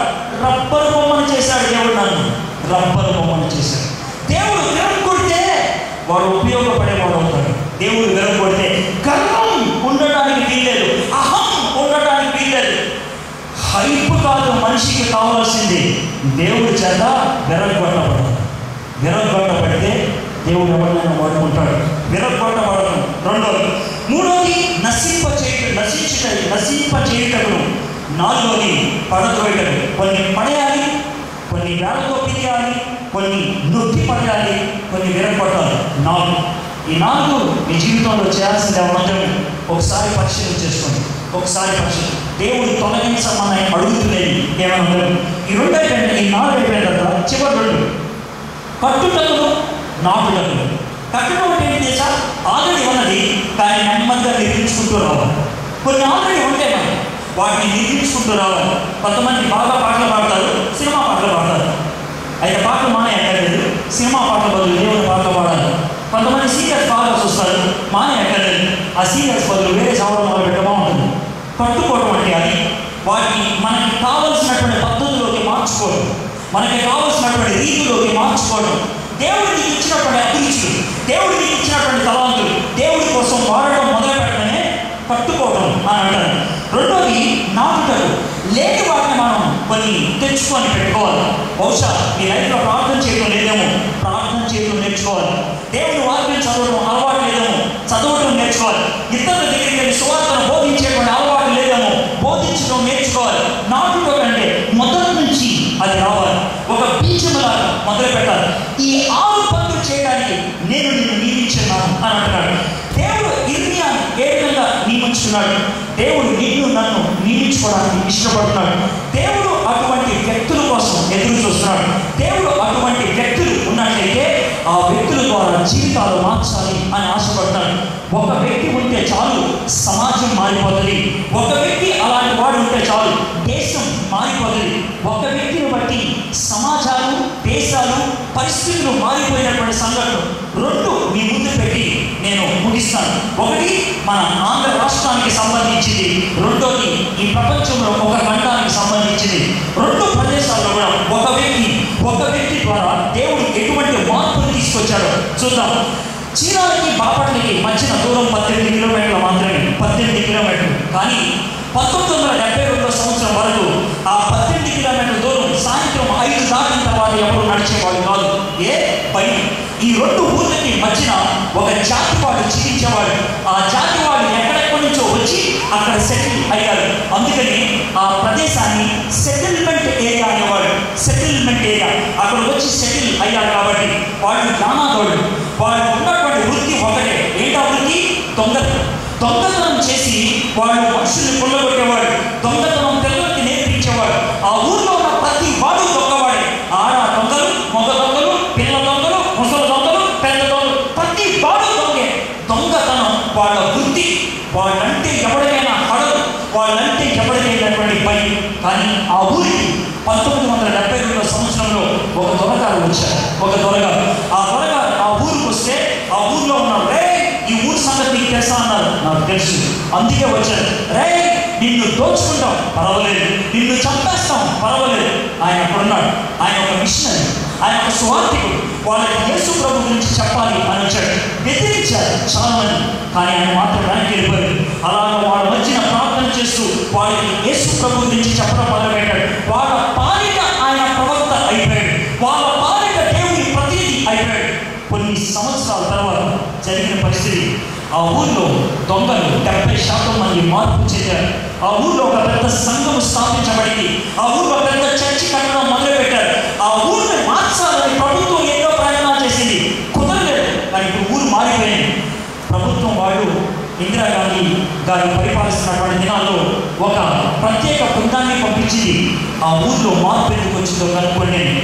వాళ్ళు వెళ్ళి, సార్ ఈ ఊరికి మార్పు కలగడానికి ఒక మనిషి కాదు, ఆయన వచ్చి ఏం చెప్పాడో తెలియదు. వాళ్ళు మానేశారండి. చర్చికి వెళ్ళడం మొదలు పెట్టారని అప్పుడు ఇందిరాగాంధీ అడిగింది, అతని పేరేంటో చెప్పండి. అతని పేరు స్టువర్ట్ అని అన్నారు. అవునా, అయితే ఆ ఊరికి స్టువర్ట్పురం అనే పేరు పెట్టమన్నది. ఆ ఊరి పేరు స్టువర్ట్పురం అయింది. ఎందుకంటే తెలుసా స్టువర్ట్పురం? ఆ వ్యక్తి ఆ ఊరికి వచ్చి ఆ ఊరికి ప్రవక్త అయ్యాడు. ఒక్క మనిషి దొంగల జీవితంలో మార్పు తీసుకురావడానికి కారణమైతే నేను ఎందుకు కాలేను? అదే దేవుడు మనకున్నాడు, అదే దేవుడు మనల్ని పంపిస్తున్నాడు. అటువంటి సమాజంలోనే మనం ఉన్నాం. ఆ వ్యక్తిని దేవుడు వాడుకోగలిగితే మనల్ని వాడుకోలేడా? ఇది మొదటిది. రెండో వ్యక్తి, ఆఫ్రికా ఖండం అంటే ఎవరికైనా భయం ఉండేది ఇప్పటికే 200 సంవత్సరాల క్రితం. ఎందుకనంటే 2 కారణాలతో. ఒకటి, అక్కడ నరమాంస భక్షకులు ఉండేవాడు. రెండోది, అక్కడ ఉండేవాడు పురుగులు చాలా శక్తివంతమైన పురుగులు, చాలా శక్తివంతమైన. అవి పుడితే చచ్చిపోతారు. ఈయన పేరు డేవిడ్ లివింగ్స్టన్. ఆయన ఆఫ్రికా ఖండానికి మిషనరీగా ఉండడానికి వెళ్ళాడు. డాక్టర్ చదివాడు. ఆయన మెడికల్ డాక్టర్. తాను కొత్తగా పెళ్లి చేసుకొని భార్యను తీసుకొని వెళ్ళాడు. ఒక బాబు పుట్టాడు. అప్పటికి తీసుకొని వెళ్ళాడు. వెళ్తే వెళ్ళక ముందు అన్నారు, నేను పిచ్చోడు అన్నా, నువ్వు ఆఫ్రికా ఖండానికి అంటున్నావు, అక్కడికి వెళ్తే పురుగులు కొట్టాయా, చచ్చిపోతానన్నాడు. పర్వాలేదు, దేవుడు నన్ను అక్కడ నడిపిస్తున్నాను, నేను వెళ్తానని వెళ్ళాడు. నిజంగానే పురుగు పుట్టింది. తనకాలు తన భార్య చచ్చిపోయింది. భార్య తీసుకొచ్చాడు, సమాధి చేశాడు. ఇతర దేశంలో మళ్ళీ వెళ్ళిపోయాడు పరిచయం చేయడానికి. ఒకరోజు పరిచయం చేయడానికి కొంతమందిని తీసుకొని వెళ్తూ ఉన్నాడు. అడవిలో, దట్టమైన అడవిలో రాత్రి దాటేటప్పుడు ఎవరో ఒకడు లేచి ఉన్నారు. ఎందుకంటే తెలుసా, చెట్టు పుల్లులు వస్తాయి. చేతిలో డబల్ బ్యారెల్ అన్నది ఆ బ్యారెల్ కానీ పేరిస్తే పుల్లులు పారిపోతాయి. ఆ రోజు డేవిడ్ లివింగ్స్టన్ ఆయన రెస్కి ఉండాలన్నమాట. ఆయన కూర్చొని ఉన్నాడు, పిస్తోల్ పట్టుకొని. తన స్నేహితులంతా 10 మంది పడుకున్నారు. ఇలా పడుకొని ఉంటే ఈరోజు ఆ చెట్టు పుల్లు వచ్చింది. కానీ అప్పుడే పురుగు తీస్తున్నాడు డేవిడ్ లివింగ్స్టన్. ఇలా పురుగు తీస్తున్నప్పుడు ఈ చెట్టు పుల్లు వచ్చి తన ఎడం భుజం మీద పడింది. ఎడం భుజం మీద ఇలా పడింది. పడగానే గొప్పలు లేచాడు. అప్పటికే ఈ భుజాన్ని ఇలా రక్కేసింది. అప్పటి నుంచి డేవిడ్ లివింగ్స్టన్ భుజం ఎక్కడం చేత కాదు, ఎడం భుజం పని చేయడం మానేసింది. పిస్తోల్ పేర్చేశాడు, వెళ్ళిపోయింది చెట్టు పులి. కానీ డేవిడ్ లివింగ్స్టన్ వెనక్కి వెళ్ళిపోయాడా? లేదు. పసర కట్టుకున్నాడు, కట్టులు కట్టుకున్నాడు. ఆ కుంటి చేతితో ముందుకు వెళ్తూ ఉన్నాడు. ఇలాగ వెళ్తూ ఉన్నప్పుడు ఈ ఆఫ్రికా అడవుల్లో చాలా చోట్ల గుబుర్లు ఉండి, ఆ గుబుర్లో ఈ కొమ్మను ఇలా తొలగించుకొని వెళ్ళాలి. ఒకసారి కొమ్మను ఇలా తొలగించుకొని వెళ్తున్నాడు. ఈ చెయ్యి పనిచేయండి కదా, ఇలా తొలగించుకొని వెళ్తాం అంటే చెయ్యి జారిపోయింది. కొమ్మ నేరుగా వచ్చి ముళ్ళు ఎడం కన్నులో గుచ్చుకుపోయింది. స్ట్రెయిన్ గుడ్డులో గుచ్చుకుపోయింది. గుడ్డు కాలిపోయింది అప్పటికప్పుడు. కానీ డేవిడ్ లివింగ్స్టన్ వెనక్కి వెళ్ళిపోలేదు. అలాగే ముందుకెళ్ళాడు. దేవుని సువార్తను ఈ ఖండానికి అందించాలని అలా వెళ్తూ ఉన్నాడు. ఎడం కన్ను లేదు, ఎడం చెయ్యి లేదు. అలా వెళ్తూ ఉంటే ఒక చోట బురద నేలలో వెళ్తూ ఉన్నాడు. బురద నేలలో వెళ్తూ ఉంటే బురద నేలలో కాలు వేశాడు. ఎడం కాలు వేయగానే ఏదో పురుగు పుట్టింది. ఆ పురుగు పుట్టినట్లు కూడా ఆయనకి తెలియదు. తన కాలు బురదలో ఉందని అర్థం కావట్లేదు. ఆ పురుగు పుట్టంగానే ఈ కాలుకి తిమ్మిరి పట్టింది. ఈ కాలు ఉందనే విషయం కూడా ఆయనకు తెలియట్లేదు. తర్వాత బలవంతంగా ఇలా లాగాడు, కాలు పురుగు పుట్టేసింది. అప్పటి నుంచి ఎడం కాలు పనిచేయట్లేదు. ఎడం కాలు లేదు, ఎడం కన్ను లేదు, ఎడం చెయ్యి లేదు. కానీ డేవిడ్ లివింగ్స్టన్ 25,000 మైళ్ళు ఒంటి కాలు మీద నడిచి సువార్తను అందించాడు ఆఫ్రికా ఖండానికి. 25,000 మైళ్ళు నడిచి ఆయన సువార్తను అందించాడు. చివరి రోజు ఆయన నీరసించిపోయి ఒక చోట కూర్చొని నేను ఇంకా నడవలేను అని అంటే ఆయన బలవంతంగా లాగి ఒక రాయికి విధంగా ఆంచాడు. ఆ రాయి మీద ఈ విధంగా ఆనుకున్నాడు. బాగా ఎండ వస్తుంది. నెమ్మదిగా ఒక గుడారాన్ని అక్కడ వేశారు. ఆ గుడారపు నీడలో అలా ఉండిపోయాడు. ఆ తర్వాత స్టాన్లీ, తన స్నేహితుడు స్టాన్లీ ఆ గుడారంలో కాలు పెడతామని కాలు పెడితే కాలుకి షాక్ కొట్టినట్లు అనిపించిందంట. బయటకు వచ్చేసాడు. ఇది 4 గంటలకి. రాత్రి 6 గంటలకు మళ్ళీ ఒకసారి కాలు పెట్టడానికి ప్రయత్నం చేశాడు. షాక్ కొట్టినట్టు అనిపించి మళ్ళీ బయటకు వచ్చేసాడు. రాత్రి 11 గంటలకు ట్రై చేశాడు. మళ్ళీ లోనకి వెళ్ళిపోయాడు. తెల్లవారుజాము 4 గంటలకి లోనకి వెళ్ళాడు గుడారంలోకి. ఇప్పుడు షాక్ పట్టలేదు. కానీ డేవిడ్ లివింగ్స్టన్ ఆ రాయి మీద పడి చచ్చిపోయాడు. డేవిడ్ లివింగ్స్టన్ చచ్చిపోయిన తర్వాత ఆ ఊరి ప్రాంతంలో ఉన్న వాళ్ళంతా వచ్చారు. ఏం చేస్తారు సార్ డేవిడ్ లివింగ్స్టన్ అన్నారు. డేవిడ్ లివింగ్స్టన్ ఇంగ్లాండ్ తీసుకెళ్తాం, పాతి పెట్టడానికి అన్నారు. ఏడ్చేవాడు. సార్ చిన్న సహాయం చేయండి. డేవిడ్ లివింగ్స్టన్ బుద్ధిగాడు ఆఫ్రికా కోసం. ఆయన పరితపించింది ఆఫ్రికా కోసం, ఆయన ప్రార్థన చేసింది ఆఫ్రికా కోసం, ఆయన చివరి క్షణాల్లో చచ్చిపోయారు వాళ్ళు ప్రార్థన చేసింది ఆఫ్రికా కోసం. అయితే ఏం చేయమంటారంటే ఆ గుండెకాయని మాకు ఇచ్చేయండి అని అన్నారు. అప్పటికప్పుడు శవాన్ని కింద పడేసి కోసి గుండెకాయని బయట తీశారు. అక్కడ గుండెకాయని పాతి పెట్టారు. మిగిలిన శవాన్ని ఇంగ్లాండ్ దేశంలో పాతి పెట్టారు. ఆ విధంగా డేవిడ్ లివింగ్స్టన్ పరిచయం చేసి ఇప్పటికి 200 సంవత్సరాలు అయింది. ఆఫ్రికాలో ప్రతి 2వ వ్యక్తి యేసు ప్రభువును తెలిసిన వ్యక్తి. 52% మంది క్రైస్తవులు ఉన్నారు. ఆఫ్రికా ఖండంలో అంత క్రైస్తవత్వం రావడానికి కారణం ఏంటి ఆలోచించండి. క్రైస్తవత్వం ఆఫ్రికా ఖండానికి వచ్చి 200 సంవత్సరాలైంది. క్రైస్తవులు 52% మంది ఉన్నారు. భారతదేశానికి క్రైస్తవత్వం వచ్చి 2000 సంవత్సరాలైంది. భారతదేశంలో క్రైస్తవులు 3% మంది. ఎందుకని మన దేశంలో ఇంత తక్కువ? ఎందుకని ఆ దేశంలో అంత ఎక్కువ? మనం దేవుని ప్రవక్తలుగా వ్యవహరించలేదు. ఈ లోకంలో దేవుడు మనల్ని తన కోసం పుట్టించాడనే విషయాన్ని మర్చిపోయాడు. కళ్ళు తెచ్చుకోండి, ఆలోచించండి. దేవుని యొక్క హృదయ భారాన్ని ఒక్కసారి వినండి. నీ తల్లి గర్భంలో నీకు రూపాన్ని ఇచ్చింది నేనే. నువ్వు కడుపులోంచి బయటకు రాకముందే ప్రతిష్ఠించింది నేనే. నువ్వు నాకు ప్రవక్తగా ఉండాలి, నువ్వు నాకు ప్రవక్తగా ఉండాలి. దేవుడి రాత్రి నీకు మాట చెప్తున్నాడు. దానికి మీరేం జవాబు చెప్తారు? దానికి మీ స్పందన ఏంటి? ప్రవచించి కళ్ళు మూసుకొని ప్రార్థన చేస్తున్నాను.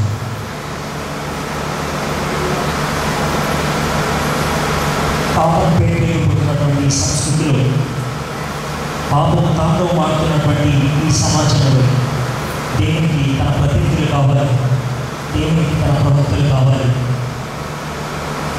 యూదా దేశానికి ప్రవక్తగా ఇర్మియాను పంపించాడు. భారతదేశానికి దేవుడు ప్రవక్తగా నేను నన్ను వాడుకోవడానికి ఇష్టపడుతున్నాడు. మన తల్లి గర్భంలో మనం రూపుపక్కముందే దేవుడు మనల్ని ప్రత్యేకించుకున్నాడు. తన గర్భంలో నుంచి బయటపడకముందే ప్రతిష్ఠించాడు. ఆయన ప్రవక్తగా మనం ఉండాలని, ఆయన ప్రవక్తగా మనం ఉండాలని. ఈ రాత్రి నేను అడుగుతున్నాడు, నా ప్రవక్తగానే ఉంటావా? నా ప్రతినిధిగానే ఉంటావా? నీ జీవితంలో వెళ్ళగొట్టాల్సింది ఏదైనా ఉన్నదా? విరగొట్టాల్సింది ఏదైనా ఉన్నదా? నశింప చేయాల్సింది ఏదైనా ఉన్నదా? అడుగుతాడు. నేను జవాబు చెప్తావు, ప్రభా నేను ఈ ప్రవక్త అవ్వాలంటే విరగొట్టాల్సిన కొన్ని ఉన్నాయి ప్రభా, పెళ్ళగించాల్సిన కొన్ని ఉన్నాయి ప్రభా, నశింప చేయాల్సిన కొన్ని ఉన్నాయి ప్రభా. బహుశా చెప్పాల్సి వస్తేమో ఈ రాత్రి నోరు తెరిచి చెప్తావా? దేవుడు ఏమి కలిగించుకోమని అడుగుతున్నాడు, దేవుడు ఏమి తీసేమని అడుగుతున్నాడు. ఆలోచించు. నువ్వు కట్టుకోవాల్సిందిగా ఉన్నదా? నువ్వు నాటవలసిందిగా ఉన్నదా? దేవా, నా జీవితంలో ప్రార్థన లేదు ప్రభా, నీ వాక్యాన్ని ధ్యానం చేసేటువంటి పరిస్థితి లేదు ప్రభా, నశించిపోతున్నటువంటి ఆత్మల మీద నాకు భారం లేదు ప్రభా, దాన్ని పుట్టించు ప్రభా అని అడుగుతావా? ఈ రాత్రి ఒక ఆ విధంగా అడగలిగినట్లయితే, ఒక్క ఇర్మియా ఒక దేశానికి వాడబడగలిగితే, ఒక స్టువర్ట్ ఒక గ్రామాన్ని మార్చగలిగితే, డేవిడ్ లివింగ్స్టన్ ఒక ఖండాన్ని సువార్తను అందించగలిగితే, నువ్వు ఏం చేద్దాం అనుకుంటున్నావు? దేవుడు నీకు అవకాశాన్ని ఇస్తున్నాడు. ఈ రాత్రి నువ్వు ఆయనకి సమాధానం చెప్తావా? ప్రభా నేను ఉన్నాను ప్రభా, నన్ను వాడుకో. ఇర్మియాను ప్రతిష్ఠించినట్టు నన్ను ప్రతిష్ఠించు ప్రభా. నా నోటిని తాకు ప్రభా, నా తల మీద నీ చెయ్యి ప్రభా, నన్ను అభిషేకించు ప్రభా. ఈ దాసుడుగా నీ దాసురాలుగా నన్ను వాడుకో ప్రభా. ఇక్కడున్న ప్రతి ఒక్కరూ దేవుని ప్రతినిధులు అవ్వాలని, ఇక్కడున్న ప్రతి ఒక్కరూ దేవునికి ప్రవక్తలు అవ్వాలని దేవుడు ఆశపడుతున్నాడు. నీవు ఉన్న చోటలో, నువ్వు జీవిస్తున్నటువంటి ప్రాంతంలో నేను ఉంటాను ప్రభా, నేను ఉంటాను ప్రభా. నా మాటను చెప్తావా? ప్రార్థన చేస్తున్నాను. అదేవా మా ప్రభా, నీ వందనాలు, నీకు స్తుతులు స్తోత్రాలు చెల్లిస్తాను. ఏమి అని పిలుచుకున్నటువంటి దేవుడిని మమ్మల్ని కూడా పిలుచడానికి ఇవ్వడం ఇష్టపడుతున్నాం ప్రభా. మాలో ఏ ఒక్కరు ఉపయోగం లేకుండా జన్మించలేదు ప్రభా. మాలో ఏ ఒక్కరు నీవు లేకుండా కలగలేదు ప్రభా. మాలో ఏ ఒక్కరు నీవు ఇవ్వకుండా ప్రాణం మాకు రాలేదు ప్రభా. నాయన, ఈ రాత్రి మేము నీ బిడ్డలమని, నువ్వు సృష్టిస్తే నేను ఈ లోకంలోకి వచ్చామని గుర్తిస్తున్నాం ప్రభా. నీ శిష్యులు అవ్వాలి ప్రభా, నీ యొక్క దాసులు అవ్వాలి ప్రభా, నీ యొక్క ప్రవక్తలు అవ్వాలి ప్రభా, నీ యొక్క ప్రతినిధులు అవ్వాలి ప్రభా. ఇక్కడ ఉన్నటువంటి ప్రతి ఒక్కరు ప్రభా ఈ మాటను తమ జీవితంలో నిజం చేసుకోవడానికి, తాము ఉన్నటువంటి ప్రదేశాలు, తాము ఉన్న చోట ప్రభా నీకు ప్రతినిధిగా ఉండగలిగారు. ఈ వాక్యాన్ని మా జీవితానికి ఆశీర్వాదకరంగా చేయమని యేసు నామములో ప్రార్థన చేస్తున్నాం.